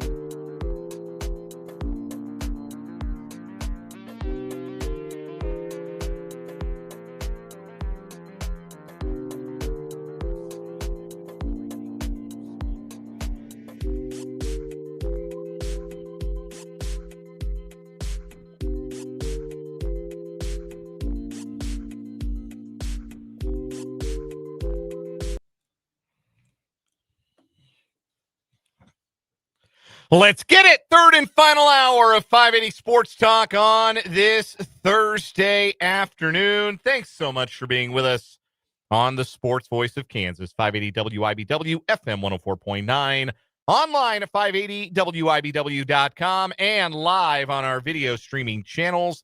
Like and subscribe. WIBW News on Facebook, 580 Sports Talk on YouTube. Dan Lucero, Spencer Dupuis with you for one more hour. Plus, a little bonus coverage for you, a little overtime between 6 and 6:30 before Thursday Night Football between the Lions and the Cowboys. I believe earlier I said that's back-to-back Thursdays for the Cowboys, forgetting that the Lions also played on Thanksgiving Day for some reason. No idea why that escaped my brain. I've got about the worst case of, I'm not a new dad anymore. Asher's 18 months old in a couple of days. So it's not new, but little guy's going through some things, that toddlers go through. Separation anxiety, new daycare, just stuff. And it's hard on him. And when things are hard on a toddler, they're hard on me too. They're hard on me and my wife. So if I seem like I'm particularly scatterbrained lately or misspeaking, that's you can blame that. Or just say, yeah, that Lucero's just not real good at his job. You can say that if you wanted to. My name is Dan Lucero. Spencer Dupuis is with us. He stepped out for a moment. He'll be back. We've got one more hour of 580 Sports Talk to bring you today, plus overtime. And we mentioned overtime between the 6 and 6:30 time frame. 6:30 pregame coverage from Westwood One as the Lions take on the Cowboys to open Week 14 of the NFL season. We're going to rerun Tim Fitzgerald's interview in case you missed our conversation with the head honcho, GoPowerCat.com. Fitz joined us at the bottom of the 4 o'clock hour today rather than Wednesday, because Wednesday was kind of a frantic one around Kansas State athletics, obviously. So Fitz able to join us today. I thought it was a great chat, great insight, and appreciate him taking the time for us on this Thursday. We're going to rerun that interview for you for our overtime conversation of the day. Still to come this hour, we got another interview coming. It's Mitch Holthus, voice of the Chiefs. He joins us every Thursday during the Chiefs season, and we're going to get the voice of the Chiefs insight as the Chiefs prepare to host the Houston Texans on Sunday Night Football this week, back in prime time for the Chiefs. Feels like a while since they played a Sunday Night Football game, and weird that this one is a Sunday nighter. Like all those big ones early in the season, and now it's like, well, the Chiefs and the Texans are both kind of on the fringes of the playoff hunt. The Texans, they might run down the Colts. They beat the Colts last week. Like, Colts have a brutal schedule down the stretch, and everybody's kind of finding out, and actually, they were not the juggernaut that it appeared that they might be when they got off to the start that they got off to. So the Texans might really run down the Colts. They win on Sunday night. I think they're definitely going to run down the Colts. Chiefs, of course, will be doing everything they can to try and keep that from happening. We'll get Mitch Holthus' thoughts and his statistical nuggets of the night. That's coming up in about 15 minutes or so here on 580 Sports Talk. And, of course, all of Mitch's appearances with us are sponsored by Hy-Vee and Azura Credit Union. Also going to get to some thoughts. You know, a lot of times on Thursday, we have the opportunity to play audio from the press conferences of Chiefs offensive coordinator Matt Nagy and defensive coordinator Steve Spagnuolo. We did not get that chance to play that audio today, but we did hear some things from Spagnuolo and Nagy today that I thought were worth discussing. So we'll get into that. We'll talk a little more Chiefs on the program a little bit later on.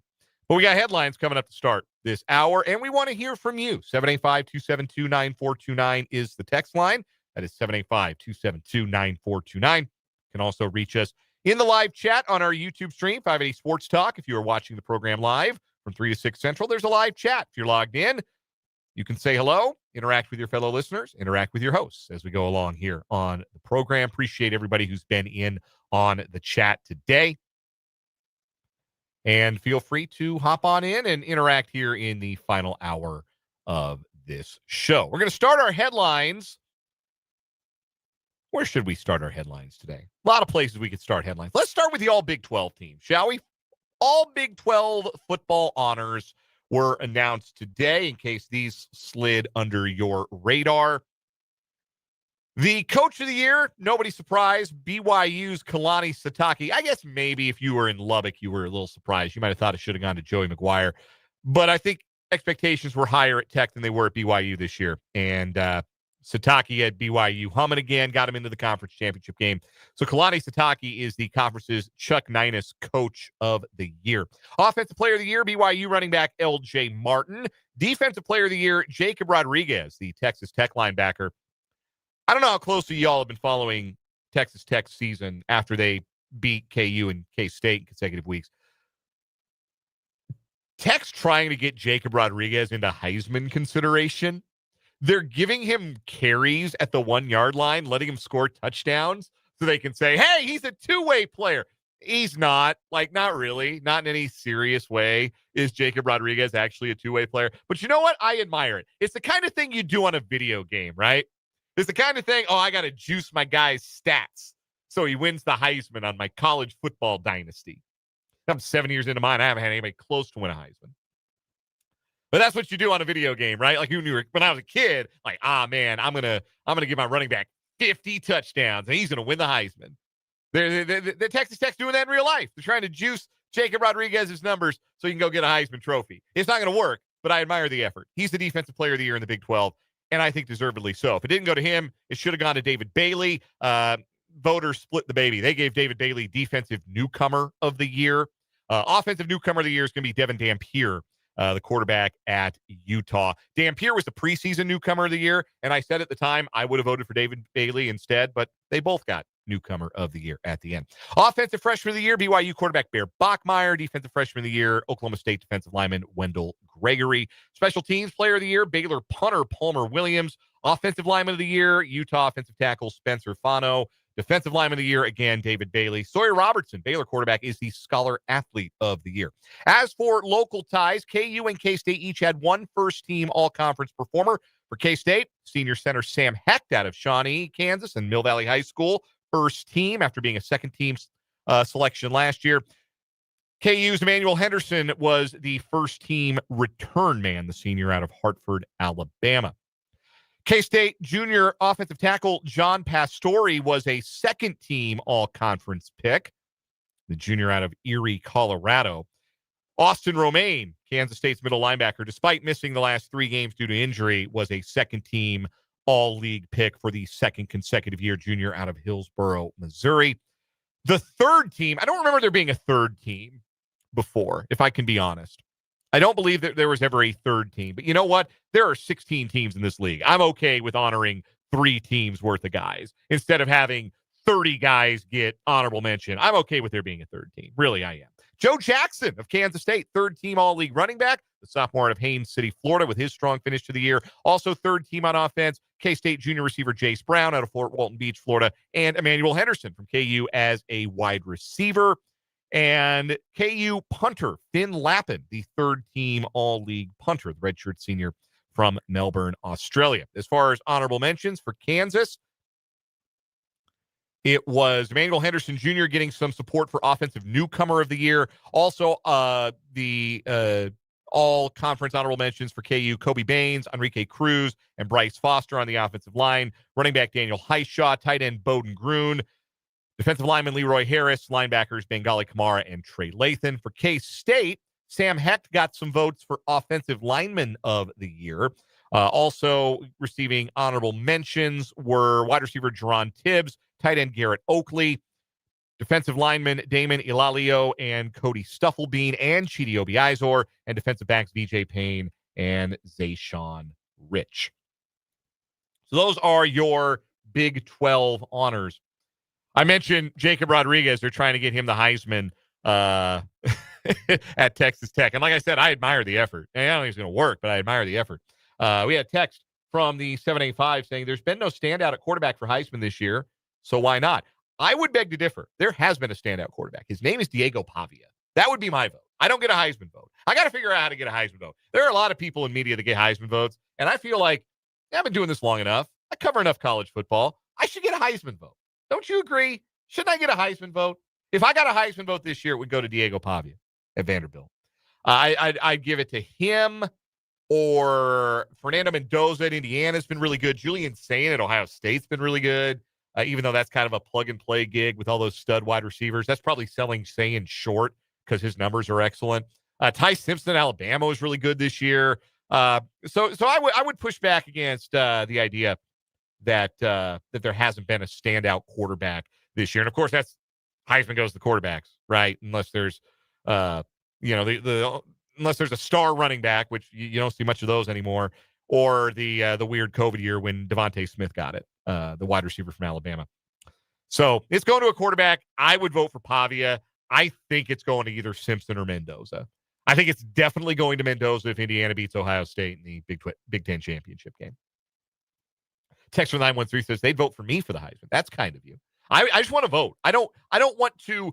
I want to be able to vote. I want to participate in the process. I don't need my numbers this year were down from seasons previous due to my deteriorating 40 time and fear of hard contact. I'm not the player I once was. So I would say don't vote for me as the Heisman Trophy winner. But I would like to be able to vote. I think that would be fun. Let's move on. I got some Chiefs headlines, participation report for this Thursday for both the Chiefs and the Texans for Thursday Night Football. Looks just exactly the same for the Chiefs. The same three players who didn't practice Wednesday also did not practice today. They were guard Trey Smith, tackle Juwan Taylor, and cornerback Chris Roland Wallace. Brian Cook, Noah Gray, Jaden Hicks, George Karlaftis, Patrick Mahomes, Isaiah Pacheco, Nico Remigio, and Rashee Rice were all full participants.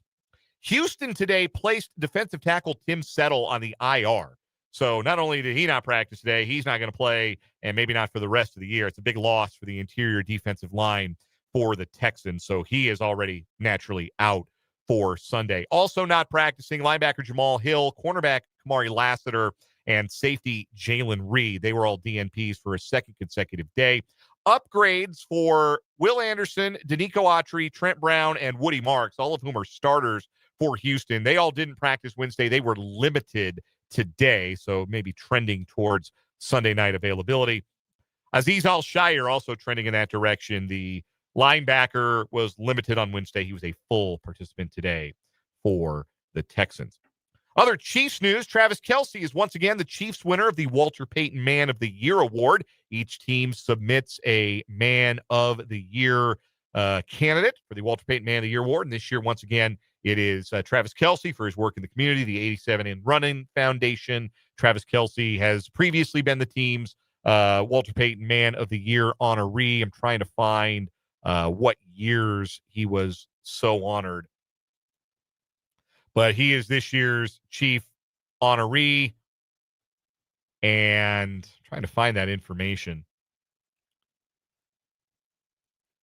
as to how often he's been the Walter Payton Man of the Year honoree for the Chiefs. It's not the first time, but can't seem to find that information from the press release. So anyway, congratulations, Travis Kelce. Well-deserved for his work in the community. Couple of quick Washburn headlines for you. Washburn Ichabod volleyball swept Wayne State in the first round of the NCAA tournament this morning as the NCAA Division II volleyball tournament gets underway. Ichabod's beating Wayne State in 3 sets and advancing to the Central Region semifinals.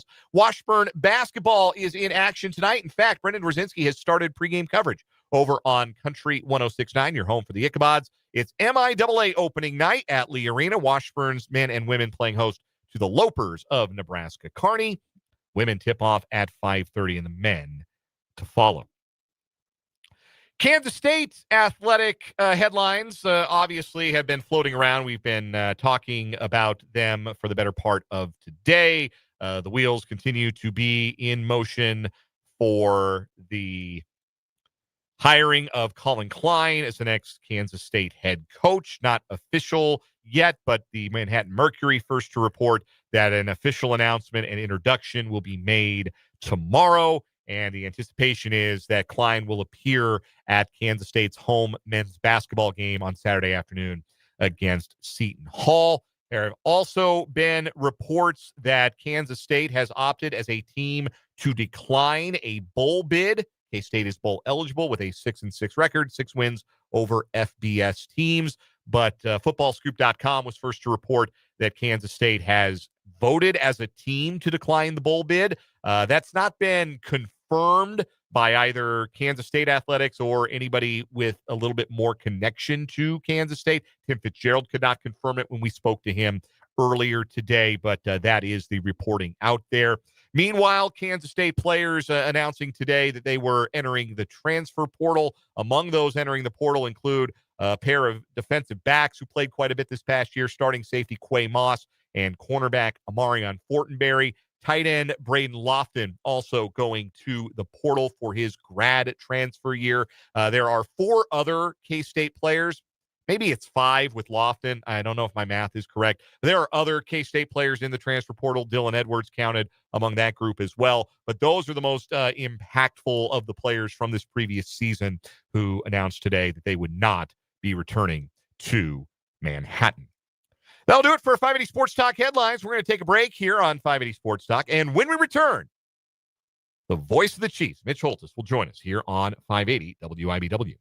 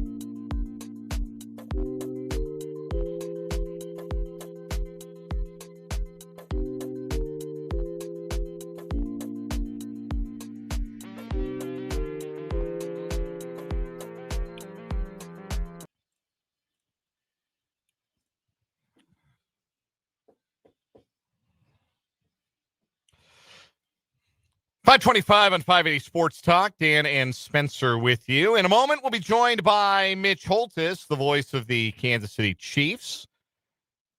Joins us every Thursday on the program. Mitch's appearances on the show are brought to us by Hy-Vee, your official tailgate headquarters for Kansas City Chiefs football, and by Azura Credit Union. Contact Crystal Rippey or Naseem Khan about the credit union advantage for your next home loan.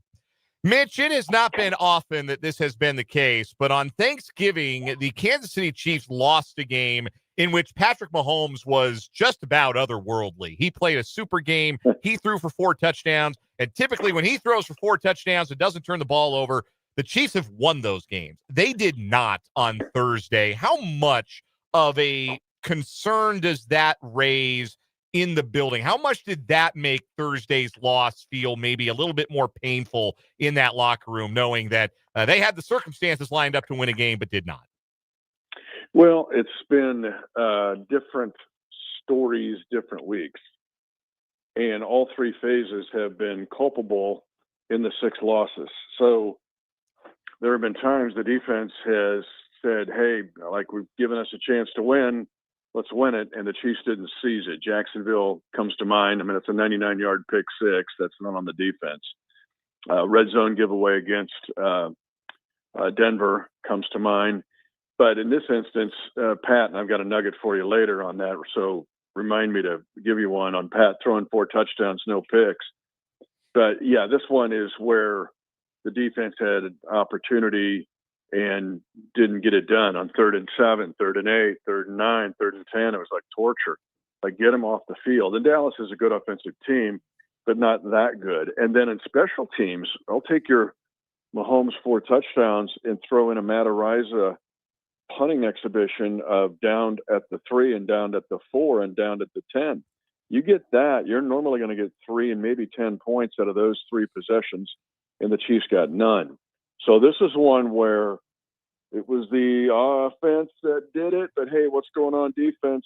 And special teams said, hey, what's going on? And the defense didn't get it done, but there's been enough culpability in other weeks that it's not just on the defense, but they got to get the 3rd and long, get off the field figured out. And I know you talked to Nick Bolton about that this week, Mitch, those struggles on 3rd down, which have really been uncharacteristic. Typically, the Chiefs have gotten off the field on 3rd down, and typically in past years, they've been very effective while blitzing, and they were not as effective blitzing, really haven't been all season. Were not effective blitzing Dak Prescott in that game. What insight did you get from the veteran Chiefs linebacker about what the Chiefs are going to have to do there? Well, there's frustration, and Nick has seen it, right? He's got Super Bowl rings, and he's the leader of the defense. He wears the green dot. He gets the calls.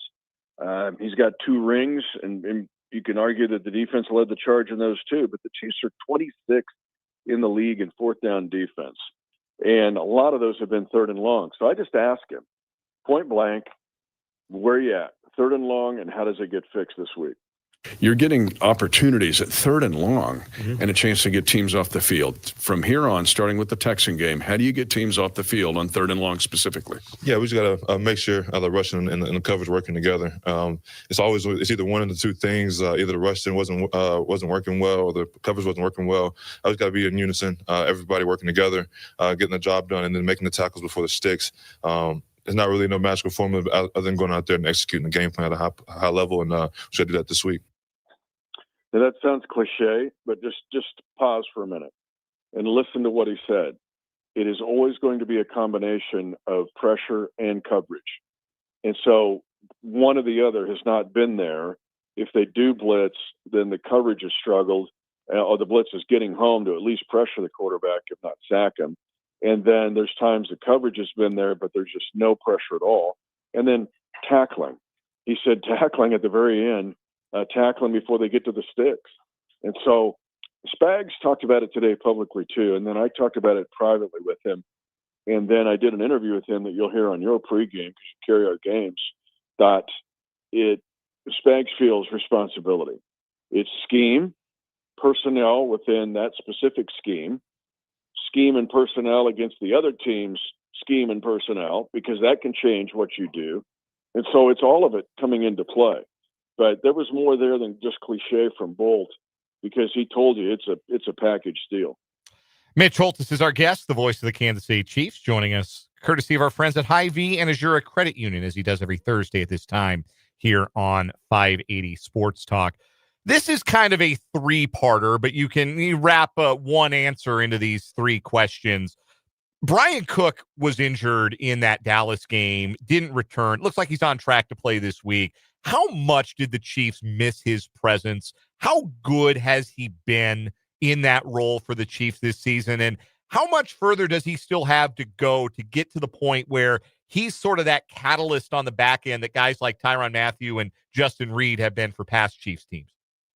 Yeah, I mean, you're putting him in some pretty good company there when you mention Tyrann and Justin Reid. I think that right now, just to be honest, to evaluate B. Cook's game, he's better as a box safety. I don't think he's quite as good as a deep safety, either playing single high or two deep, or if there's a man zone combo. And so he's made some plays on the back end, but I just think he's better as maybe a Justin Reid run support guy. But right now, Chamari Connor's in that role. Now, I'll tell you another guy, though, that I think comes into play here, and he's not had as many snaps, would be Jaden Hicks, where he is a coverage guy. And he might be, this is where I think scheme and personnel comes into play, and Spags' thoughts is, do I play Cook more in the box? Do I play a true corner in the nickel more than playing Chamari Connor there? He's kind of a hybrid. And how do I get Hicks involved? Because it was Hicks's blitz that caused the interception to start the game against Dak Prescott. Hicks is an athlete. And so I think there's maybe more of a discussion about getting him or a guy like Noel Williams involved more in these coverages, especially on third down. Looking ahead to Sunday night, the Chiefs return to Arrowhead Stadium. The Houston Texans are the opponent. And the first thing that stands out immediately about this matchup is Houston's pass rush, which has been on fire in recent weeks, goes up against a Chiefs offensive line that has been hit by injuries. Josh Simmons goes to IR this week. Jawan Taylor and Trey Smith have not been in practice this week. So it's looking like 3 reserves are going to start alongside Kingsley Suamataia and Creed Humphrey up front. How do the Chiefs overcome that? Beyond those 3 reserves, Wanya Morris, Jalen Moore, and Mike Caliendo strapping it on and playing well, what are the Chiefs going to have to do to overcome the Texans' best attribute, I think, as a team, their pass rush? And their defense overall is outstanding. I think it's the best in the league. Denver fans, calm down. You're like 1A, B, A. Like, you're right there. But I'll get to a point here where I think Houston White's the best in the league. Now, these 2 pass rushers especially are phenomenal. Will Anderson Jr. and Daniil Hunter embarrassed the Buffalo Bills. Now, I'll tell you what the Chiefs cannot do, and that is trade for Kingsley Suamataio's cousin this week, because you're not going to get Penei Sewell, all right? He's not going to be available. He's a Seahawk. And so even though he's related to Kingsley, he ain't available. So what you got is what you got. And it has to be a very scheme-specific game. This is going to be a knockdown, drag-out, slug-it-out game. This isn't going to be a 54-51 Rams-Chiefs Monday Night Football 2018. This is going to be every snap is going to matter. Field position matters. And the fact that you have got to somehow slow down the pass rush, that includes doing a lot of things here, but includes sometimes realizing you're going to have 2- and 3-man routes. You're going to have to somehow max protect and help Wanya Morris, because as of right now at 5:30 on Thursday evening, he's going. Now, we don't know for sure yet. Wait till it's going to be all the way up to the inactives on Sunday night. But right now, it's Wanya left and Jalen Moore right. And keep in mind now, these 2 guys embarrassed the Buffalo Bills, Deion Dawkins and Spencer Brown, who are really pretty good. And even though they did not get a sack last week in their win against the Colts, they were pressuring the Colts all day long. So, Herculean task for everyone involved. And what the Chiefs have to do is just not make sure that it's just not on those guys. Like, Wanya, go cure cancer. No, I can't do it. So it's going to be, got to chip, got to help, got to do some side to side. You got to get some jet sweep, try to slow them down a little bit, max protect, maybe some shorter routes. It's all that all day long. It's going to be that kind of game. So just tell the fans, get ready. It ain't going to be one you're going to win your fantasy over league. This is going to be one you got to win a reality, slug it out, and fight it out game. Because this Houston defense is spectacular. If you look at the numbers, the fact that they are the best team in the NFL defensively, when you look at all of the base subjects, points allowed, total defense, quarterback rating allowed, they're by far the best. They've forced the most 3-and-outs. They're second on third down. Now, their red zone defense is 18th, but they've only New England has allowed less opportunities. So that number's skewed a bit. But where I think they're better and underrated is their secondary. When you look at Derek Stingley Jr., really good. Only 5 games. He's had 5 games this year. He's allowed fewer than 10 yards in catches. That's one. 2, Bullock. When you look what Bullock has done, he led the NFL last year in catch rate, and he's better this year, leading the NFL. And then Lassiter, he's tied for best in the league, and 2 times he's had 2 tackles for losses in a game as a corner. And then Jalen Petrie, the safety's got 3 picks. They're all over the board. I mean, this is going to be a really, really hard game to move the ball. So avoid 3 and outs, get field position, first downs or touchdowns, and scratch and claw for what you're going to get. Because I think only 2 teams have scored more than 20 on the Houston Texans. We're joined by Mitch Holthus, voice of the Chiefs, brought to you by Hy-Vee and Azure Credit Union. And Mitch, you're there day in, day out. What is the vibe of this team right now? Obviously, from the outside looking in, it's kind of like, oh my gosh, the roof is caving in. This team's dynasty is over. But it doesn't seem like that when the guys talk to the media and you see the press conferences. What's your feel on the vibe of this team sitting at 6-6 right now? I don't know if you were able to listen to the Chiefs Kingdom show on Monday night, and I talked to Coach Reid. We talked about December football and what's required mentally, physically, and emotionally. And this team in specific being 6-6, and on the outside looking into the playoffs, what does it mean December football? And part of the answer that he gave was that you have to have blinders and earmuffs, because I talked about outside noise. I asked him about that, and there's all this, gloom and doom and woe is me. There's none of that feeling, though, inside the fort. Now, they've got to get creative and understand to put a game plan together that you're not going to have you're not going to have Josh Simmons. He's on IR, and a really good chance you're not going to have Jawan Taylor. So that becomes a strategic initiative. But as far as the emotional and mental part in any December is in a file all by itself.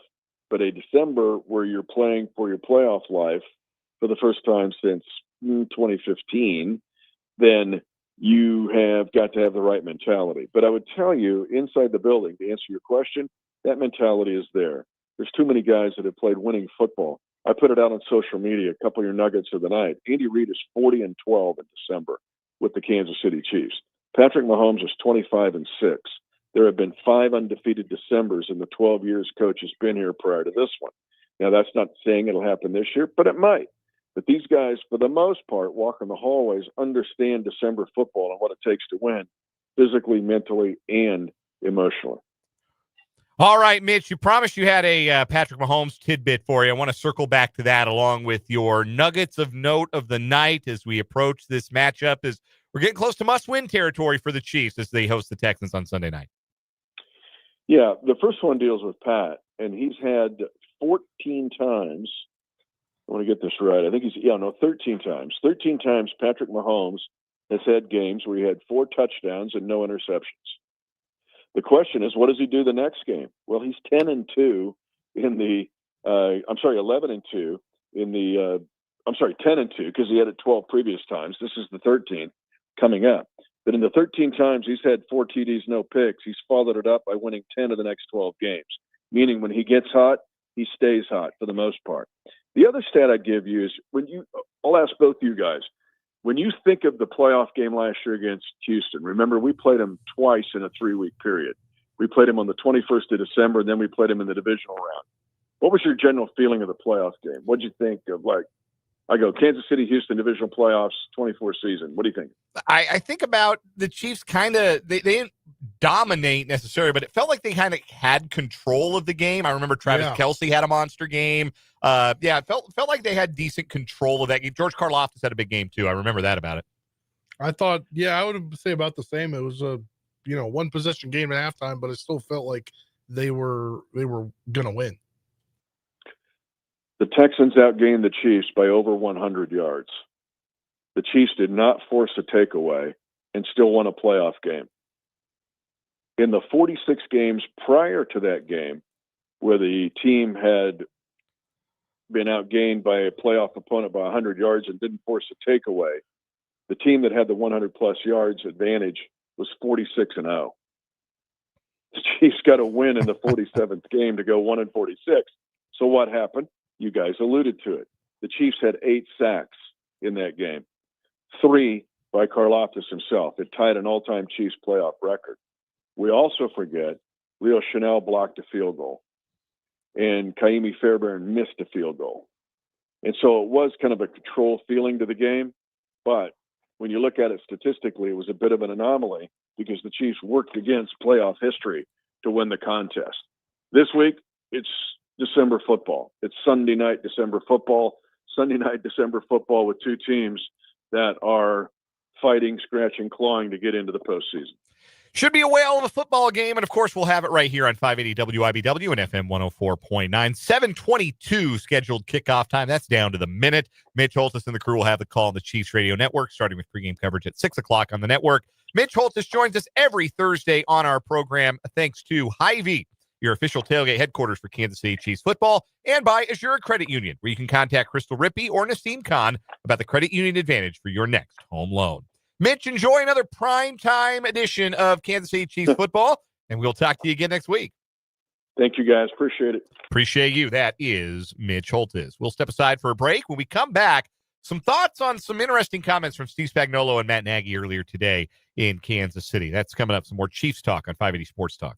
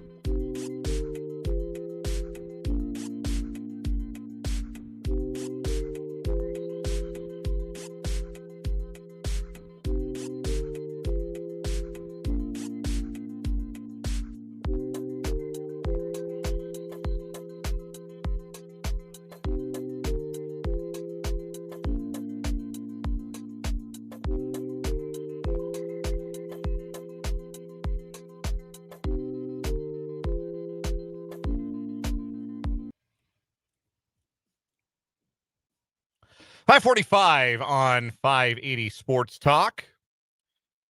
Rounding the turn on the home stretch of this Thursday program. Washburn basketball is underway over on our sister station, Country 106.9.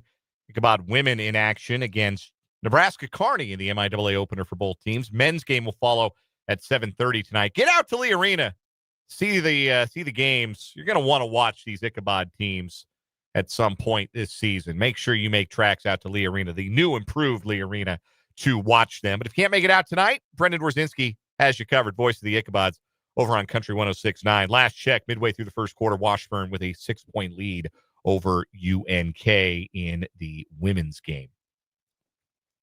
This portion of today's show powered by the Furniture Mall of Kansas, where the Black Friday BOGO and Cyber Monday sales have been extended through this Sunday. Hurry in, get no interest for 24 months. Imagine watching Sunday Night Football this week, Chiefs Texans, on a brand new Lazy Boy. New sofa, new recliner. Wouldn't that be sweet? Go to the Furniture Mall of Kansas. The Black Friday BOGO and Cyber Monday sales have been extended through this Sunday. Speaking of the Chiefs, coordinators spoke today, as they do every Thursday when there's a game on Sunday. Steve Spagnuolo, Matt Nagy each had media availability. We had talked earlier this week. We talked some more about it today. The Chiefs' defensive struggles. So much of it is blitzes aren't getting home. Mina Kimes had the numbers on her podcast, Mina Kimes Show with Lenny.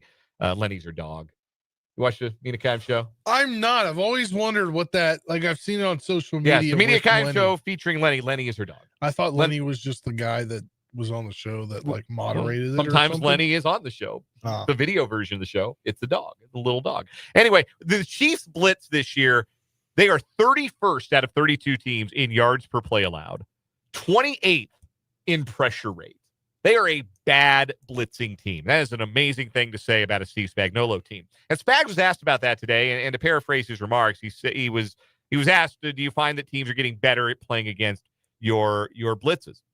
And Spags made a joke about, well, the first one of the game got home. I'm going to keep going back to that one. It was first play of the game, and Jalen Watson had the interception. He noted that the Chiefs are a little bit off in technique, and that on some of them they just got.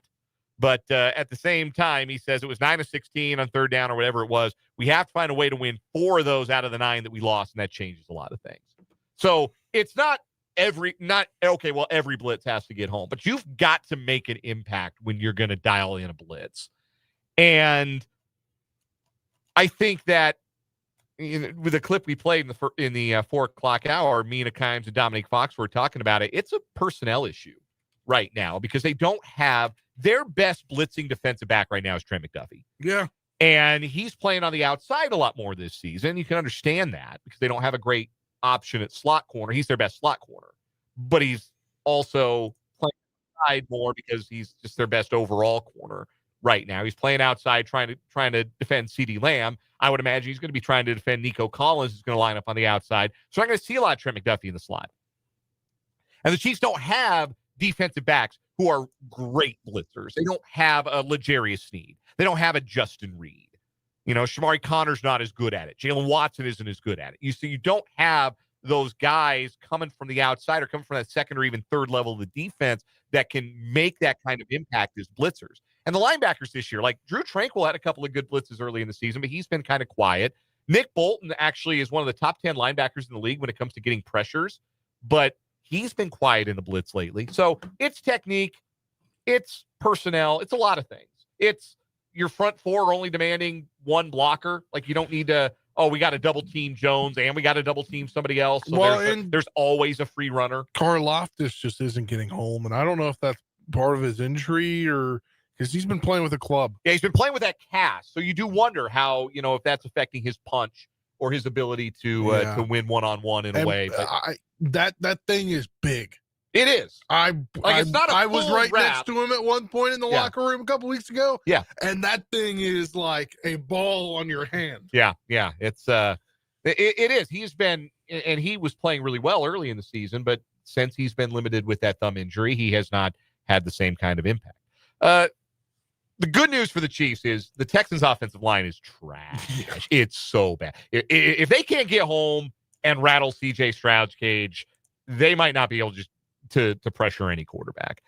Matt Nagy was asked about under center running plays. That's been a hobby horse for a lot of the online Chiefs fan community. this year. Why don't the Chiefs run it from under center more? Chiefs are good at running it under center, which is true. Why don't they run it from under center more? And Matt Nagy was asked about that today. And again, paraphrasing his remarks, he said, under center runs have been good for us. So making sure that we don't get away from that, match up some things to protect us schematically. And then, you get into cold weather games and the run game tends to jump up a little bit. But whatever we do now, there's a million different schemes that you can do from those, from running, under center runs, but not taking away from what we do in the RPO world as well. This is my hobby horse. Stop it with the RPOs. Stop it. They don't work. Every now and again, it'll be a cool highlight that Mahomes will look off a defender and throw a dart on an RPO to like Juju Smith-Schuster for 8 yards. Yeah. Cool. Like, I like those. Mahomes is great. Like, I'm not saying, the Chiefs need to turn into the 1972 Dolphins and go 3 yards in a cloud of dust. Like, obviously, that's not what we're saying here. But the thing about running the ball under center is you also have to be a threat to throw the ball under center. I saw a clip on X. I think it was either today or yesterday, but it's been floating around. I saw a clip of every under center straight drop back pass play the Chiefs have run this year. You know how long that clip was, Spencer? It was like 8 seconds because they've done it once. One time. So every time they go under center, there's a run action to the play. And look, that's fine. Like, you're at least putting the defense in a little bit of conflict there. But also, like, you could try like a 7-step drop out of under center. Like, I promise those plays could still work too. It's just, it's a lack of diversity. And it speaks to, again, a complaint that people have had that I think there's some accuracy to. I don't know if it's the reason that the Chiefs offense is lagged at times this season. It's just a little bit stale and a little bit predictable. And I think that comes to how they want to run the ball as well. We'll take a break. We'll come back with a final word on this edition of 580 Sports Talk.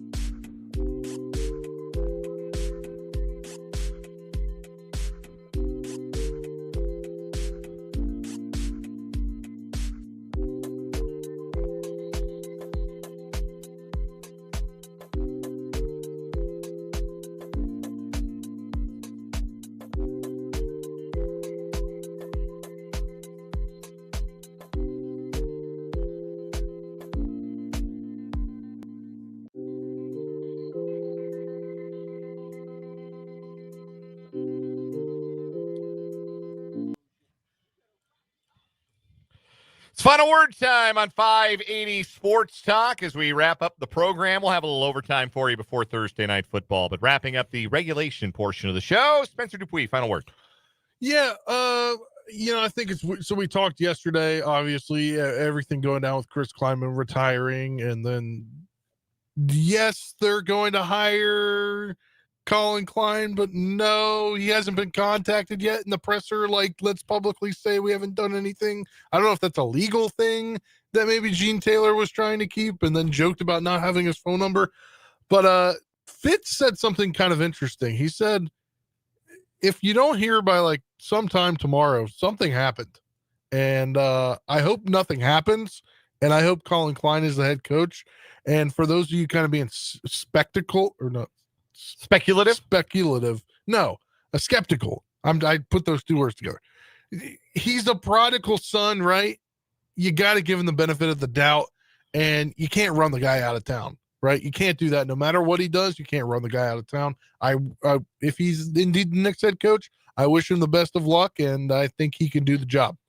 Final word for me today. There are reports that Kansas State is going to decline a bowl bid. They are bowl eligible at 6-6, but footballscoop.com's John Bryce was first to put out that Kansas State put it to a team vote and decided to decline their bowl bid. Nobody covering Kansas State has been able to confirm that. Tim Fitzgerald cannot confirm that one way or another when we spoke with him earlier today. I understand the disappointment in not getting to see K-State play one more game. If you are a K-State fan, want to see them maybe go out on a high note and play one more game and have another opportunity to get some young players on the field or players that were redshirting, give them another chance. I do think that it would be in K-State's best interest to move on into the Collin Klein era, and that would include not playing a bowl game and not proceeding with a coaching staff that's half in, half out, and some players that might be half in, half out, a roster that might be depleted by the transfer portal. It doesn't do anybody any good. You don't benefit. You don't gain anything from the bowl experience in an instance like this. So I think K-State would be right, in fact, to decline a bowl bid. We'll hear that conversation with Tim Fitzgerald back as our overtime conversation of the day. But we're back tomorrow from 3 until 5:30. For Spencer, I'm Dan. This was 580 Sports Talk. Good night.